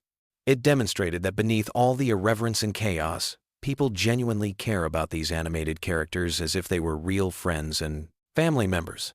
The show's treatment of mundane activities, like grocery shopping, going to work, or sitting in traffic, transforms everyday boredom into comedic gold. There's something oddly therapeutic about seeing ordinary frustrations played out in exaggerated cartoon form. It makes your own daily annoyances feel more manageable and even potentially funny. Here's something beautiful about the show's approach to friendship. Peter's relationship with his drinking buddies at the Drunken Clam represents a very specific type of male bonding, sitting around, talking about nothing important, and just enjoying each other's company. In our increasingly connected but somehow isolated world, there's something nostalgic and appealing about that kind of simple, uncomplicated friendship. The show's relationship with its own past creates interesting layers of nostalgia. Characters will reference things that happened in earlier seasons as if they were childhood memories, creating this sense of shared history between the audience and the fictional characters. It's like having old friends who remember the same funny stories you do. As we near the end of our journey through Family Guy facts, consider how the show serves as a kind of modern folklore. These characters and their ridiculous adventures have become part of our shared cultural vocabulary. People quote Peter Griffin the way previous generations might have referenced folktales or classic literature. In a weird way, the Griffin family has become America's unofficial cartoon family, as recognizable as any real celebrity. The show's ending credits often feature the characters sitting on their couch, watching television just like the audience is doing. It creates this mirror effect, where fiction and reality blend together in a peaceful domestic scene. After all the chaos and adventure of each episode, everyone ends up exactly where they started, at home, together, ready to do it all again tomorrow. And that's perhaps the most comforting thing about Family Guy. No matter how crazy things get, no matter what disasters befall the Griffin family, they always end up back home, safe and sound, ready for the next adventure. It's a universe where problems are temporary, love is permanent, and there's always something to laugh about, even in the strangest situations. So as you drift off to sleep tonight, take comfort in knowing that somewhere in the animated town of Quahog, the Griffin family is probably getting into some ridiculous situation that will somehow work out just fine by morning. Sweet dreams. And remember, no matter how weird your own dreams get tonight, they probably won't be any stranger than a typical Family Guy episode. Sleep well, knowing that laughter truly is the best medicine. Even in cartoon form, the Griffin family will be there tomorrow, ready to entertain you with more wonderfully weird adventures whenever you need them. Good night. Picture this. You're lying in bed, ready to drift off, and someone mentions Family Guy facts. Suddenly, your brain lights up like a Christmas tree, and sleep becomes impossible. Well, tonight, we're embracing the chaos with the most bizarre, hilarious, and downright shocking facts about everyone's favorite dysfunctional animated family. So get comfortable, because these Family Guy secrets are about to blow your mind. Let's start with something that'll make you question everything you thought you knew about the show. Family Guy was actually canceled not once, but twice by Fox. The first time was in 2002 after just 3 seasons. But here's where it gets wild. The show's resurrection had nothing to do with critical acclaim or network executives suddenly realizing their mistake. It was all about DVD sales and late-night reruns on Adult Swim. The fans literally brought this show back from the dead through pure dedication and binge-watching. But that's just the beginning of the madness. Did you know that Seth MacFarlane almost died on September 11, 2001? He was supposed to be on American Airlines Flight 11, the first plane to hit the World Trade Center. The only reason he missed that flight was because he had been out drinking the night before, and his travel agent had given him the wrong departure time. He showed up to the airport hungover and 15 minutes too late. Talk about a sliding doors moment that changed television history forever. Speaking of Seth MacFarlane, this guy is basically a one-man entertainment machine. He doesn't just voice multiple characters on the show. He voices Peter Griffin, Brian the dog, Stewie, Glenn Quagmire, and Carter Pewterschmidt, plus several other recurring characters. That means when Peter and Brian are having a conversation, it's literally just Seth talking to himself in different voices. The recording sessions must be absolutely bonkers. Now, here's a fact that'll mess with your head. The show's signature cutaway gags, those random flashbacks that interrupt the main story, weren't originally part of the plan. They started as a way to fill time when episodes were running short. But they became so popular that they're now considered the show's trademark. Some episodes have been built entirely around these seemingly random interruptions. Let's talk about the characters for a moment, because there are some seriously twisted details hiding beneath the surface. Take Stewie Griffin, the diabolical baby genius. His character was originally inspired by the child character from the British sitcom The Onedin Line, but with a much darker twist. The writers have confirmed that Stewie has an incredibly high body count throughout the series, and we're not talking about toy soldiers here. In various episodes, Stewie has eliminated family members, strangers, celebrities, and even historical figures. There was that time he burned down a playhouse with children inside because he caught his girlfriend cheating. Then there's the episode where he takes out a prostitute with a sniper rifle for absolutely no reason other than target practice. And let's not forget when he dressed up as Santa and traumatized an entire family on Christmas morning, leaving behind what can only be described as a holiday horror scene. But Stewie's kill count gets exponentially more insane when you factor in his partnership with Penelope, his equally psychotic girlfriend. Together, they embarked on a global destruction spree that included bombing the Great Wall of China, destroying the Eiffel Tower, and creating a tidal wave that wiped out Copenhagen. When you add up all the casualties from their international terrorism campaign, we're talking about millions of victims. This baby character has technically committed genocide multiple times. The really disturbing part is how casually the show treats these mass casualty events. They're played for laughs, but when you actually sit down and think about the implications, Stewie, Griffin might be one of the most prolific fictional killers in television history. And he's supposed to be a 1-year-old baby. Moving away from the murder and mayhem, let's dive into some behind-the-scenes secrets that are equally fascinating. The show's animation style has evolved dramatically over the years, but not always in ways you'd expect. The early seasons were animated using traditional cell animation techniques, but the show switched to digital animation in later seasons. However, they deliberately kept certain imperfections in the animation to maintain that slightly rough, hand-drawn aesthetic that fans loved. Here's something that'll surprise you about the voice acting. Several major celebrity guest stars have appeared on the show, but many of them recorded their lines over the phone or via video call. This means some of your favorite celebrity cameos were literally phoned in, quite literally. The production team became masters at making these remote recordings sound like they were recorded in the same studio as the main cast. The show's musical numbers are another hidden gem of complexity. Seth MacFarlane, being a professional singer himself, often performs the songs live with a full orchestra.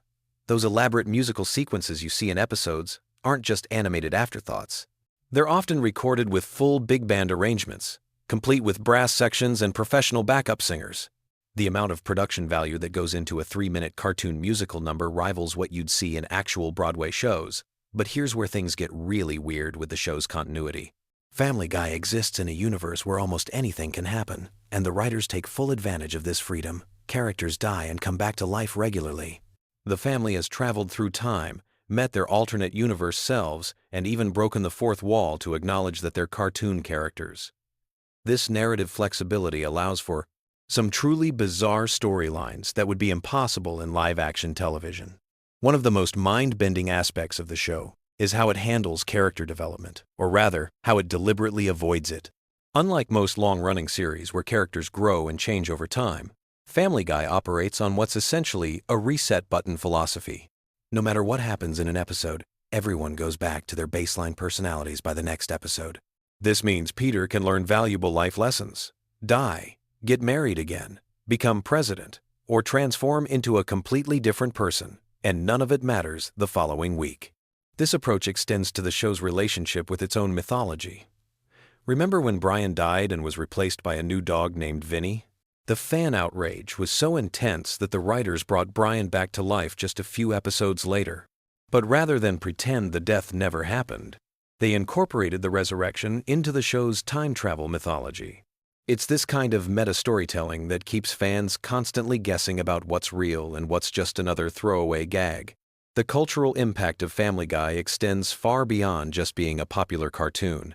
The show has influenced internet meme culture in ways that most people don't even realize. That "oh no" chicken fight scene between Peter and the giant chicken has become a template for depicting extended, over-the-top cartoon violence. The "it insists upon itself" quote about The Godfather has become shorthand for pretentious film criticism. And don't even get me started on how many internet arguments have been settled by simply posting a Family Guy cutaway gag. But perhaps the most fascinating aspect of the show is how it serves as a time capsule for American pop culture over the past 2 decades. Episodes from the early 2000s are filled with references to celebrities, movies, and cultural phenomena that were huge at the time but have since been forgotten. Watching old episodes is like taking a trip through a museum of pop culture history, complete with all the embarrassing fashion choices and forgotten scandals. The show's approach to controversial topics has always been deliberately provocative. The writers seem to take a perverse pleasure in pushing boundaries and seeing how far they can go before someone complains. But here's the thing that's often overlooked. Beneath all the shock value and offensive humor, the show actually has a surprisingly progressive worldview on many social issues. It just packages that progressivism in such outrageous wrapping that people miss the actual message. Take the character of Brian, the family dog. On the surface, he's just a talking dog who drinks martinis and has pretensions of being an intellectual. But Brian often serves as the show's moral compass, calling out the other characters when they do terrible things. His relationship with the family, particularly with Stewie, represents some of the show's most genuine emotional moments. When Brian temporarily died, the fan reaction wasn't just about losing a funny character. People were genuinely heartbroken because Brian represented the heart of the show. The animation team behind Family Guy has developed some truly innovative techniques over the years. Those elaborate fight scenes, particularly the ones involving Peter and the giant chicken, require months of planning and animation work. The sequences are choreographed like actual action movies, with careful attention paid to pacing, camera angles, and dramatic timing. The fact that all this effort goes into animating a man fighting a poultry mascot is both absurd and oddly impressive. Here's a production secret that most fans don't know. The show's writers often create multiple versions of controversial jokes, starting with the most extreme version and then gradually toning it down until they find something that Fox will actually allow on television. This means, for every outrageous joke that makes it into an episode, there are probably 3 or 4 even more outrageous versions sitting in a file somewhere. The merchandising empire built around Family Guy is absolutely massive. There are Family Guy branded everything from coffee mugs to car accessories to clothing lines. But the most surprising merchandising success has been Stewie Griffin baby products. Yes, parents are apparently comfortable decorating their nurseries with imagery of a homicidal infant genius. The irony is probably lost on most consumers, but it's definitely not lost on the show's creators. One aspect of the show that deserves more recognition is its musical sophistication. Seth MacFarlane's background as a professional musician shows up constantly in the series. The show regularly features complex musical arrangements, sophisticated harmonies, and genre pastiche that demonstrates a deep understanding of American musical traditions. When Family Guy does a musical number, it's not just a cartoon singing a silly song, it's often a legitimate piece of musical entertainment that could stand on its own. The show's relationship with censorship has always been complicated. While Fox allows Family Guy to get away with content that would never fly on network television during prime time, the show still operates under certain restrictions. The writers have become masters at implying things they can't show directly. Sometimes the most shocking moments happen entirely off-screen, letting your imagination fill in the disturbing details. This brings us to one of the most interesting aspects of Family Guy's comedy philosophy. The show doesn't just break the fourth wall occasionally, it demolishes the fourth wall completely and then rebuilds it just so it can break it again. Characters regularly acknowledge that they're in a television show, comment on their own animation style, and even complain about changes in their voice actors. This level of meta humor was revolutionary when the show started, and it's still pushing boundaries today. The international versions of Family Guy are fascinating studies in cultural adaptation. Different countries have had to handle the show's content in wildly different ways. Some countries censor entire episodes, while others rewrite dialogue completely to make cultural references more relevant to local audiences. There are probably versions of Family Guy exist where the characters are having completely different conversations while their mouths move to the original English dialogue. As we wrap up this deep dive into Family Guy's bizarre universe, it's worth reflecting on why these facts are so compelling. There's something oddly comforting about learning the secrets behind a show that's designed to be completely unpredictable. Even when Family Guy is at its most chaotic and nonsensical, there are real people behind the scenes making deliberate, creative choices, putting enormous effort into crafting these moments of animated insanity. The show has managed to maintain its relevance for over 2 decades by constantly evolving while never losing its core identity. It's simultaneously one of the most juvenile shows on television and one of the most sophisticated pieces of pop culture commentary ever created. That contradiction is probably the most Family Guy thing of all. So the next time you're channel surfing and stumble across a Family Guy rerun, Remember that you're not just watching a cartoon about a dysfunctional family. You're experiencing a complex piece of entertainment that represents millions of hours of creative work, countless cultural references, and enough behind-the-scenes drama to fill several seasons of reality television. Sweet dreams, and may your Family Guy nightmares be filled with giant chicken fights and Stewie's diabolical laughter echoing through your subconscious. Hey, sleepyheads, if you're settling in for the night and need something to drift off to, you've come to the right place. Tonight we're diving into the wonderfully weird world of Family Guy, with some absolutely wild facts that'll either put you to sleep or keep you up, wondering how the heck this show got away with some of this stuff. Trust me, by the end of this video, you'll have enough random Family Guy knowledge to impress literally no one at parties. But hey, that's what we're here for. Let's start with something that'll blow your mind. Did you know that Peter Griffin has technically been married to Lois longer in real time than some actual married couples have been together? The show premiered in 1999, which means Peter and Lois have been cartoon married for over 25 years now.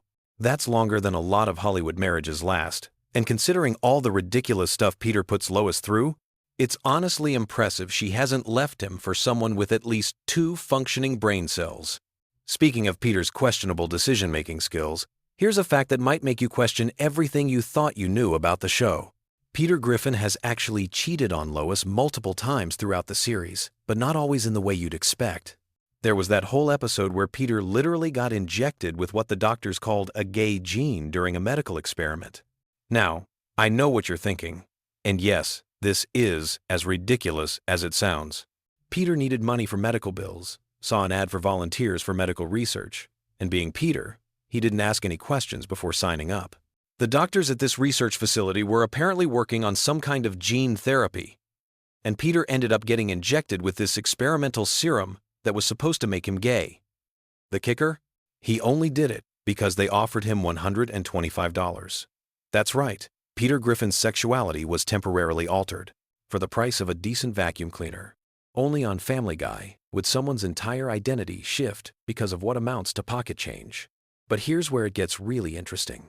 Once the serum kicked in, Peter didn't just become gay, he became like stereotypically gay. We're talking about a guy who suddenly knew all the best brunch spots in town and started making homemade muffins. Lois was initially upset about the whole situation until she tasted those muffins, and then she was suddenly okay with having a gay husband. It's like she discovered the secret to getting Peter to actually contribute to household duties was a medical experiment gone wrong. The really wild part is that Peter ended up getting a boyfriend named Scott, and he was completely ready to leave his entire family for this guy. Peter literally told Lois he was leaving her for his new soulmate, packed his bags, and started living his best gay life. They went to fancy restaurants, which is probably more romantic attention than Lois had gotten in years, and Peter was genuinely happy. The effects were supposed to wear off eventually, but nobody knew when. The doctor said it could be anywhere from a week to a year, which is quite possibly the most unhelpful medical diagnosis in television history.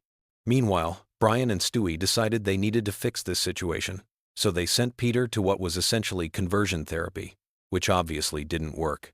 Scott got worried when Peter disappeared for 2 days and showed up at the Griffin house looking for him. When Lois found out what Brian had done, she wasn't happy, and they all rushed to rescue Peter from this ridiculous straight camp. Here's the kicker, though. When Peter and Scott were finally reunited, Scott had a special surprise planned. Remember how Peter had mentioned that his ultimate fantasy was to have an 11-way? Well, Scott made that happen. Can you imagine being in Peter's shoes when the effects finally wore off after 2.5 weeks? The man went from living his best life to probably needing serious therapy. But that wasn't even the only time Peter stepped out on his marriage. There was another incident involving his special mirrored sunglasses that accidentally revealed he was getting calls from a secret boyfriend. Peter was playing poker, and because he's Peter, he was wearing these ridiculous sunglasses that basically showed everyone his cards. But that wasn't even the stupidest part. When his phone rang during the game, everyone could see in his sunglasses that the contact was saved as his secret boyfriend. The man literally had no concept of how to keep a secret. Peter's excuse for taking the call? He told everyone it was his wife. Smooth, Peter. Real smooth. This is the same guy who somehow managed to maintain an entire second family in Chicago. That's right. Peter Griffin had a whole other life where he pretended to be the mother of someone else's children. He would tell his real family he was going on business trips, fly to Chicago, change clothes in a taxi, and then show up at this other house where a bunch of kids would greet him like he was their mom. I have so many questions about this arrangement that I don't think I want answered. Like, whose kids were those? How did this living situation even come about? And most importantly, how did Peter manage to keep this secret when he couldn't even hide a boyfriend's contact information on his phone? The man's inconsistency is honestly impressive. Then there was the time Peter got amnesia and forgot he was married to Lois entirely. This happened when the Griffin family somehow ended up on Family Feud, because of course they did. Peter got into a fight with Richard Dawson, which honestly seems about right for Peter's personality, and ended up flying headfirst into a table. The impact gave him complete amnesia, and he had no idea who Lois or his kids were. The doctor said Peter's memory could come back anywhere from days to years, which again, super helpful medical advice. Lois tried everything to jog his memory, including showing him old home movies, but Peter just got distracted by random things in the background. The man's attention span was somehow even worse with amnesia than it was normally. Here's where things got weird though. Peter might not have remembered being married to Lois, but some things about his personality remained intact, like the fact that he was a complete pervert. He started creeping on Lois, not realizing she was actually his wife and that he could just ask her to sleep with him. When Lois explained the situation, Peter was over the moon. He basically got to lose his virginity all over again, except this time with someone who actually knew what they were doing. But Peter's amnesia brain didn't quite understand the boundaries of marriage. He seemed to think that if he could sleep with Lois, he could probably sleep with anyone in the house. This led to Lois having to explain, in the most awkward way possible, that he couldn't have relations with the kids. That's a sentence no parent should ever have to say. But then again, this is Peter Griffin we're talking about. The amnesia situation got even more complicated when Peter decided he didn't want to be married anymore.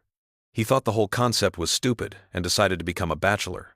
So suddenly, Lois and the kids were kicked out of their own house and had to move to a crappy apartment in the city, while Peter lived it up as a single man. He was throwing parties, bringing home different women every night, and generally living like he was 25 years old instead of a middle-aged father of 3. The really messed up part is that Peter got his memory back after about a day, but he decided to keep pretending he had amnesia because he was enjoying the bachelor lifestyle too much. Meanwhile, Quagmire was making moves on Lois in her vulnerable state, and Brian had to rush to tell Peter what was happening. Peter finally confessed that his memory had returned, but only because he didn't want Quagmire sleeping with his wife. The fact that he was willing to abandon his family for random hookups but drew the line at Quagmire says a lot about Peter's priorities. One of the most bizarre cheating incidents involved Peter falling in love with a cardboard cutout. This wasn't some quick gag either. Peter literally brought home a cardboard stand-up of model Kathy Ireland and treated it like a real relationship. He introduced the cutout to his kids, took it out to dinner, and somehow managed to have what he considered a physical relationship with it. The logistics of this situation are something I don't think anyone wants to think too hard about. Peter was so committed to this cardboard romance that he told his kids Kathy was their new mom. Lois was still living in the house and honestly seemed pretty unbothered by the whole thing. She figured it would blow over eventually, and she was probably right, except that Chris decided to take Kathy into his room for his own purposes. When Peter found out, he was so angry that he shook the cutout, and her cardboard head literally fell off, ending the relationship in the most anticlimactic way possible. The show also had this meta episode where they pretended to show behind-the-scenes footage of the Family Guy cast, and in this fake documentary, we found out that Peter was supposedly cheating on Lois with an 18-year-old intern. When confronted about the naked pictures on his phone, Peter's excuse was that his phone number used to belong to the intern's ex-boyfriend, so the pictures were sent by mistake. Then, when pressed further, he claimed it was the cloud's fault. The cloud people. Peter Griffin blamed technology for his infidelity. What made this even worse was that Lois revealed this had happened 5 times, and some of the pictures actually had Peter in them too. At this point, you have to wonder about Lois's self-respect, but then again, she's been putting up with Peter's nonsense for over 2 decades, so maybe she's just developed an immunity to his stupidity. Throughout all of these incidents, There's this running theme of Peter having absolutely no understanding of how relationships work. Whether he's temporarily gay, suffering from amnesia, or falling in love with cardboard, he consistently makes choices that any reasonable person would recognize as relationship ending. Yet somehow, Lois always takes him back, and they return to their dysfunctional but apparently unbreakable marriage. The fascinating thing about Peter's various infidelities is how they reflect different aspects of his character. When he's gay, he becomes more thoughtful and domestic. When he has amnesia, his base instincts take over. When he's with the cardboard cutout, it shows his complete detachment from reality. Each scenario reveals something different about what makes Peter tick, even if none of it makes him a better husband. What's really interesting is how the show treats these situations as comedy rather than serious relationship problems. In real life, most of these incidents would result in divorce, therapy, or at minimum, some serious conversations about boundaries and commitment. But in the Family Guy universe, they're just Tuesday. Peter can maintain a secret family, inject himself with experimental drugs, or forget his wife exists entirely, and by the end of the episode, everything goes back to normal. This reflects the show's overall approach to continuity and consequences. Family Guy operates in a world where actions don't have lasting impact, where characters can experience major life changes that are completely forgotten by the next episode. It's part of what allows the show to push boundaries and explore ridiculous scenarios without worrying about long-term narrative consistency. The fact that Peter has cheated on Lois in so many different ways also highlights the show's commitment to mining comedy from uncomfortable situations. Seth MacFarlane and the writing team seem to delight in finding new ways to make Peter an even worse husband, while somehow keeping him sympathetic enough that audiences don't completely turn against him. And there you have it, folks. Peter Griffin's extensive history of marital infidelity, from gay gene experiments to cardboard cutout romances. Sweet dreams. And try not to think too hard about the logistics of any of this. If you enjoyed learning about Peter's questionable relationship choices, make sure to subscribe for more random animated facts that serve no practical purpose but might help you fall asleep. Until next time, keep it weird, keep it random, and remember that somewhere out there, Peter Griffin is probably doing something that would end most marriages, but will be completely forgotten by next episode. Hey there, night owls and Family Guy fanatics. If you're scrolling through YouTube at 3 in the morning looking for something to help you drift off to dreamland, you've stumbled upon the perfect video.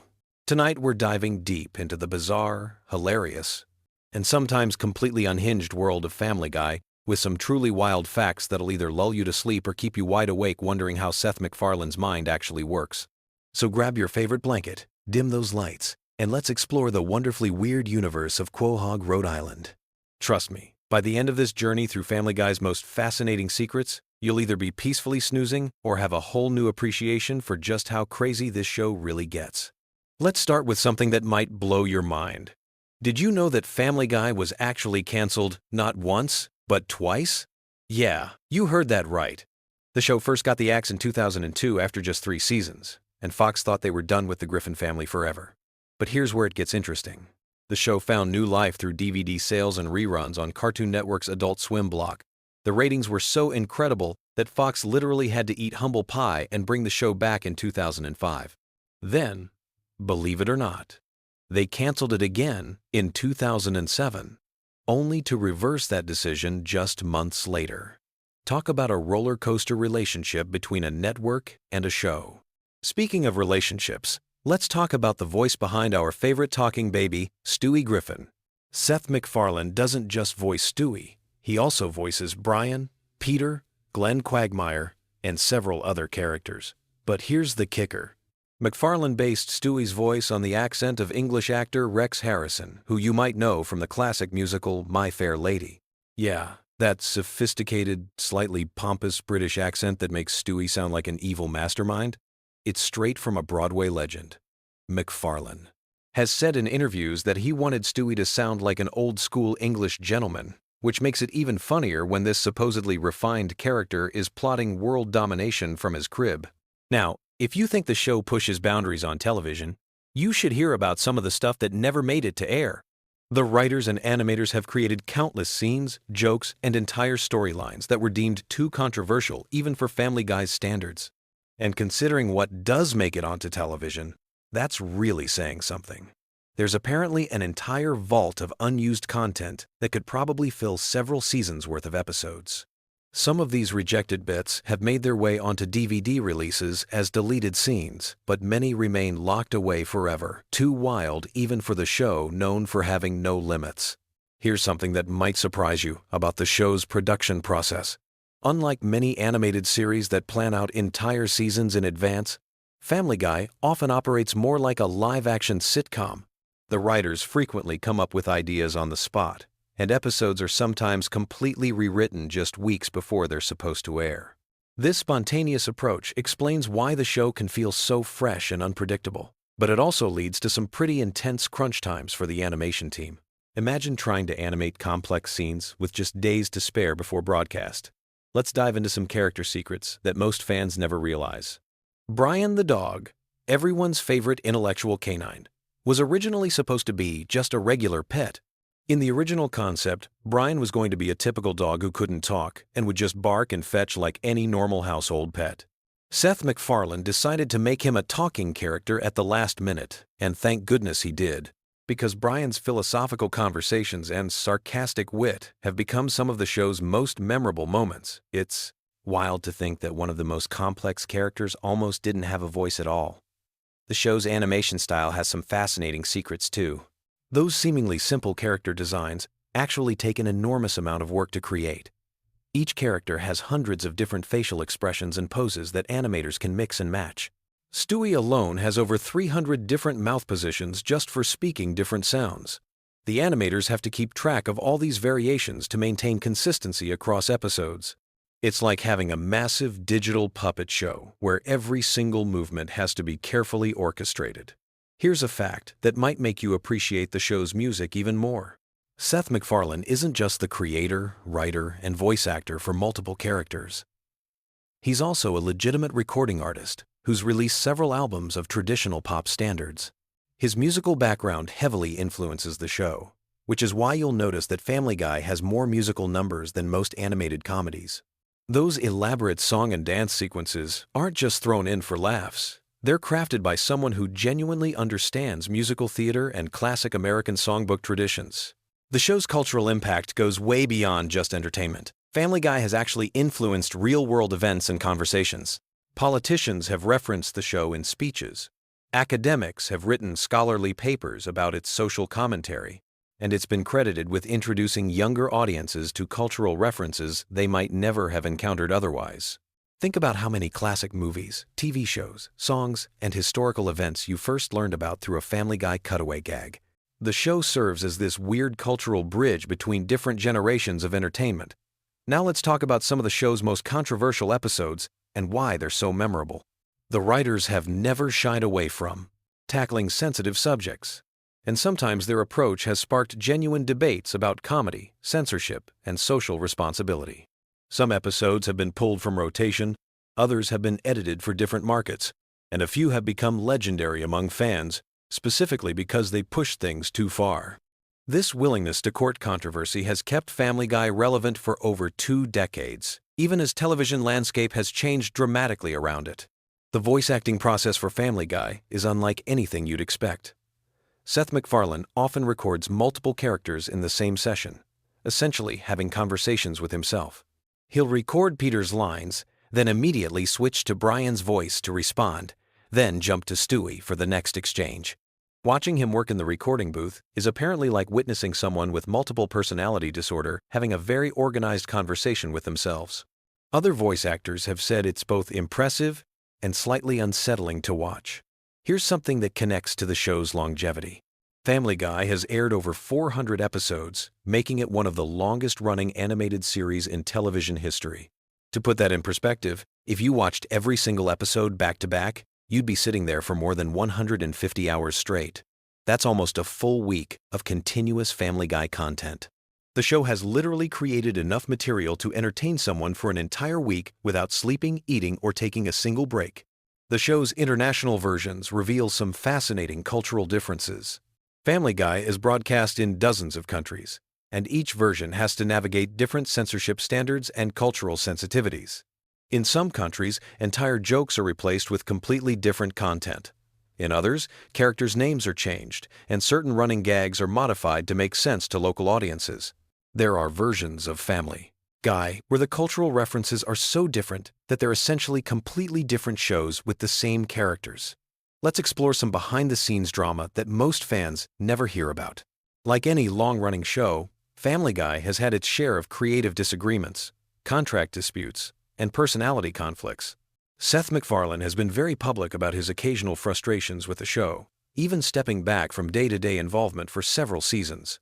There have been disputes over storylines, character development, and the general direction of the show. Some former writers and voice actors have shared stories about heated arguments in writers' rooms and recording sessions that had to be stopped because of creative differences. The show's merchandising empire is absolutely massive, but some of the most interesting products never made it to market.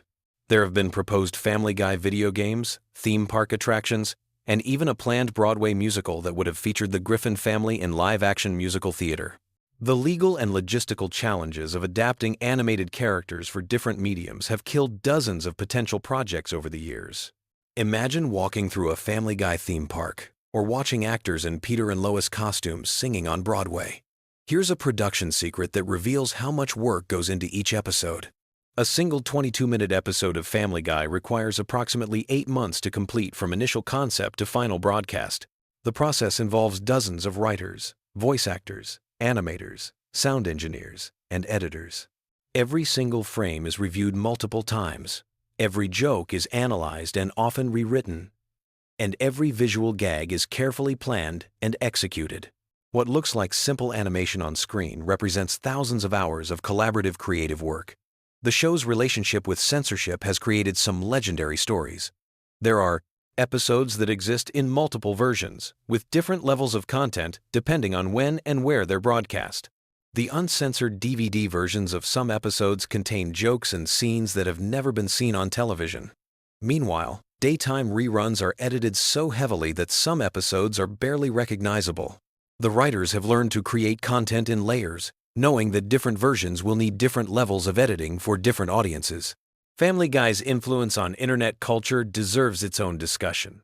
The show has generated countless memes, viral videos, and online discussions. Certain episodes have become legendary specifically because of how they're shared and referenced online. The show's cutaway gag format translates perfectly to social media, where short, punchy jokes can be easily shared and remixed. Some Family Guy moments have become more famous as internet memes than they ever were as television content. The voice acting talent that has appeared on Family Guy reads like a who's who of entertainment. Celebrities often jump at the chance to appear on the show, sometimes playing themselves, sometimes voicing original characters. The guest star list includes everyone from major Hollywood actors to political figures to professional athletes. Some celebrities have become recurring characters, while others have appeared just once but created memorable moments that fans still talk about years later. Here's something that might change how you watch the show. Many of the seemingly random cutaway gags are actually carefully constructed references to specific movies, TV shows, or historical events. The writers spend considerable time researching these references to make sure they're accurate, even when they're being completely absurd. There are entire databases that catalog every cultural reference in every episode, and the depth of knowledge required to understand all the jokes is honestly staggering. The show's animation has evolved significantly over its run, but not always in ways you might expect. While the overall character designs have remained consistent, the background art, lighting effects, and scene composition have become much more sophisticated. Early episodes look almost primitive compared to recent ones, but the evolution has been so gradual that most viewers don't notice. Comparing the pilot episode to current episodes is like looking at completely different shows that happen to use the same characters. Family Guy's impact on other animated shows cannot be overstated. The success of Family Guy paved the way for countless other adult animated comedies, from American Dad to Rick and Morty to BoJack Horseman. The show proved that animated comedies could tackle adult themes and attract mature audiences, opening up an entire genre that barely existed before. Many current animators and writers cite Family Guy as a direct influence on their work and career choices. The show's approach to storytelling often breaks conventional narrative rules in fascinating ways. Episodes frequently abandon their main plots entirely for extended tangents. Characters regularly break the fourth wall to address the audience directly, and the show often parodies its own format and conventions. This meta approach to comedy requires a level of self-awareness that's rare in television, and it's part of what keeps longtime fans engaged, even after hundreds of episodes. As we wind down this journey through Family Guy's hidden world, it's worth reflecting on how a cartoon about a dysfunctional family in Rhode Island became such a cultural phenomenon.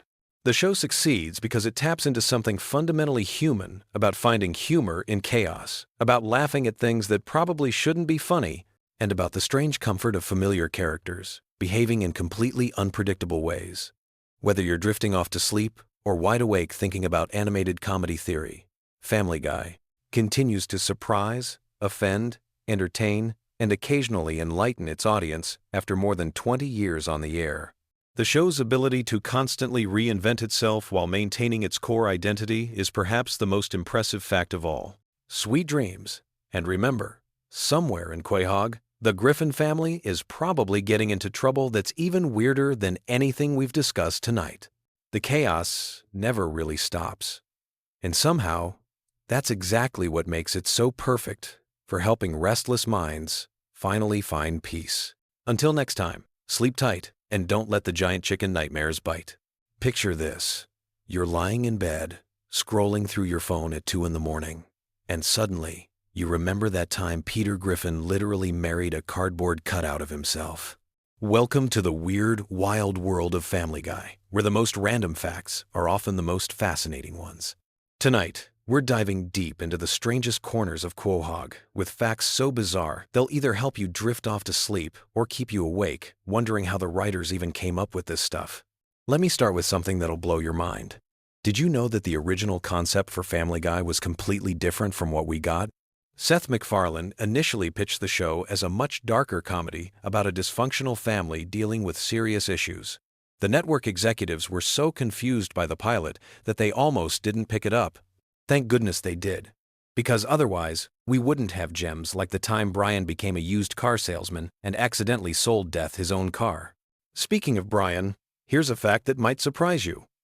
The character was originally supposed to be much more of a background character, basically just the family pet who occasionally made sarcastic comments. But Seth MacFarlane loved voicing him so much that Brian gradually became one of the main characters. This explains why Brian's personality seems to evolve so dramatically throughout the early seasons. He went from being a simple talking dog to a pretentious intellectual with daddy issues and a drinking problem. Now let's talk about something truly random.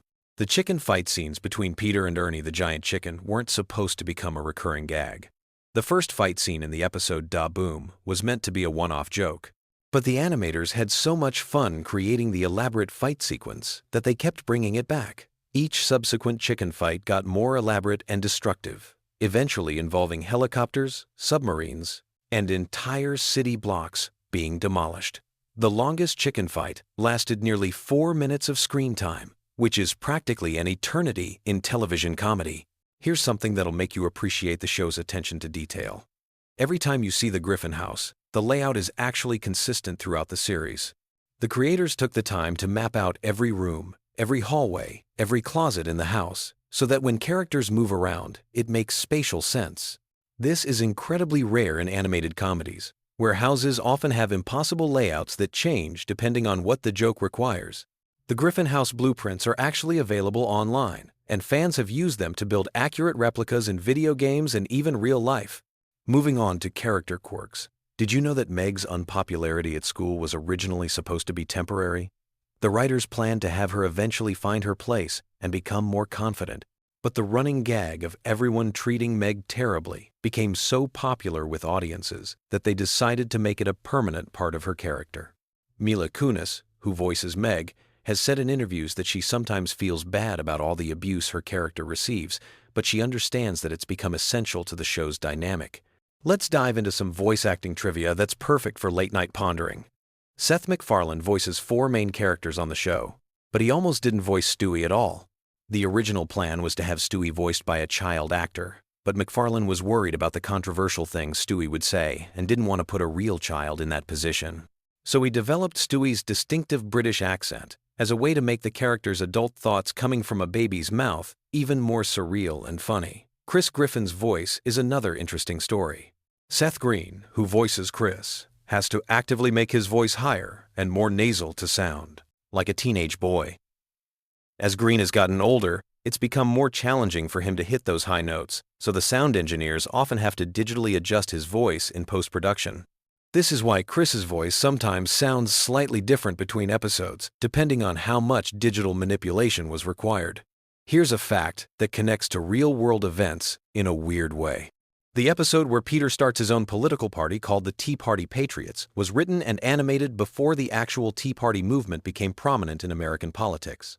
When the episode aired, many viewers thought it was a commentary on current events, but it was actually just an incredible coincidence. The writers had to add a disclaimer explaining that any similarity to real political movements was purely accidental. Now for something completely different. The Pawtucket Brewery, where Peter works, is based on a real brewery in Rhode Island. Seth MacFarlane grew up in the area and used to drive past the brewery every day.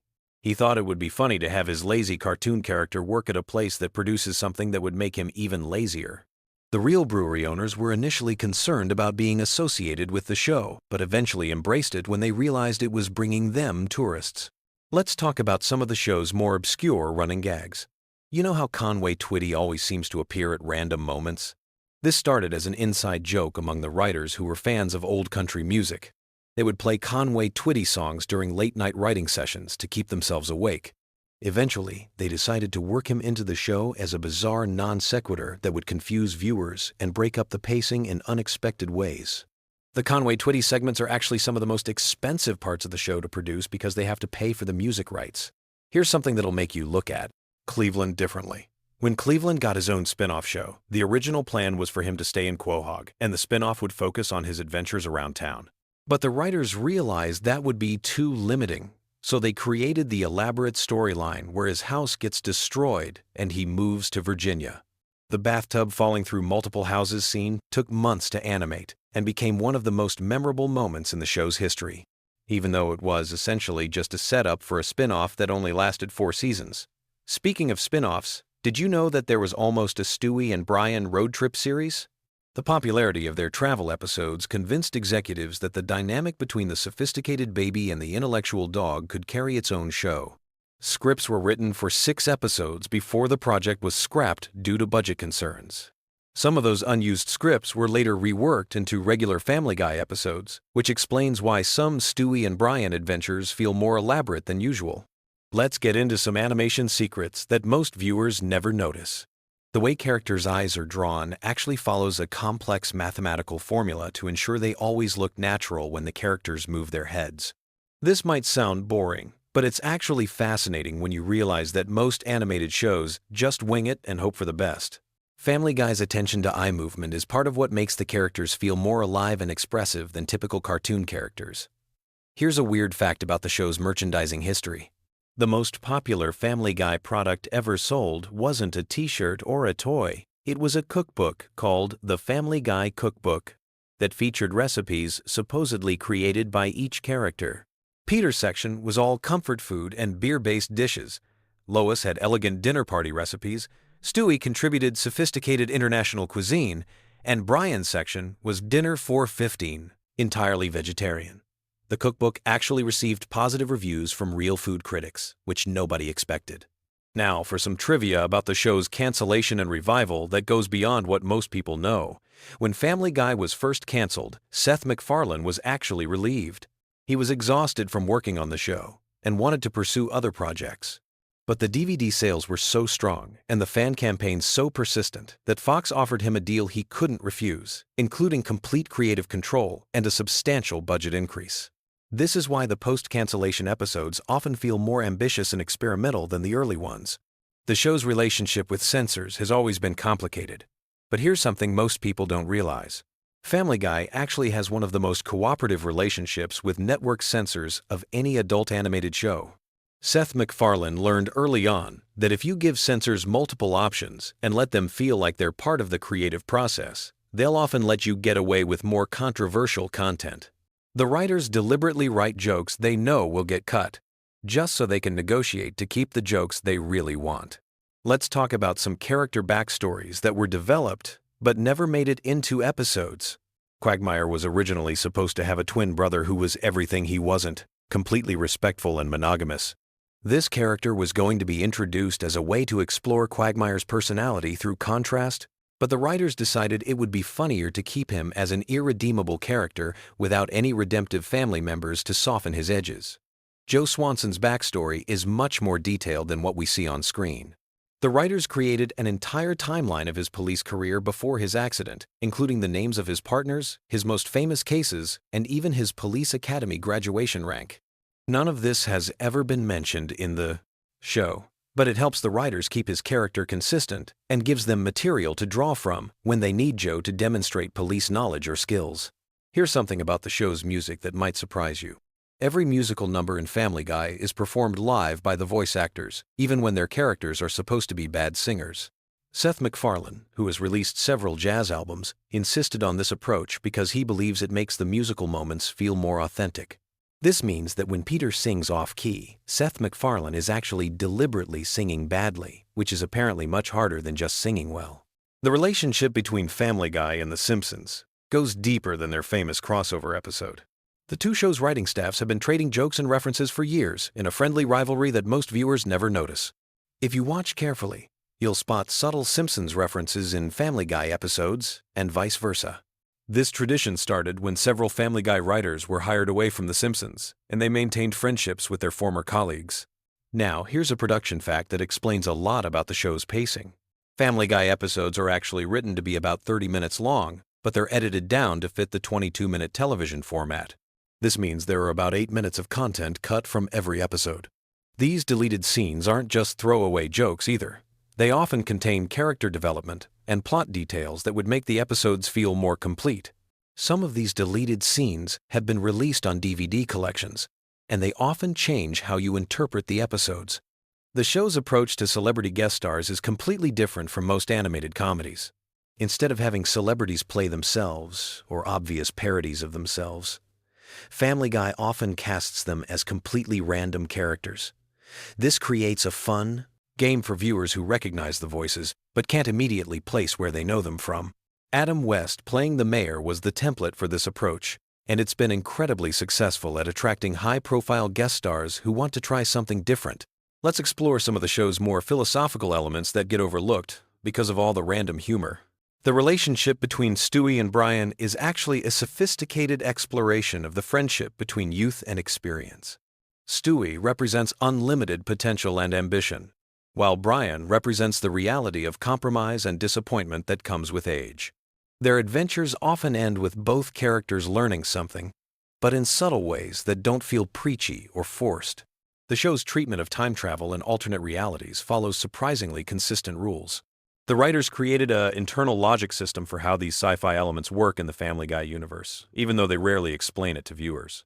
This attention to detail is why the time travel episodes feel coherent instead of just random, and it allows them to create genuine consequences for the characters' actions across multiple episodes. Here's something about the animation process that most people never consider. Each episode of Family Guy requires approximately 15,000 individual drawings. The animators have developed shortcuts and techniques to make this process more efficient, but it still takes about 8 months from the initial script to the finished episode.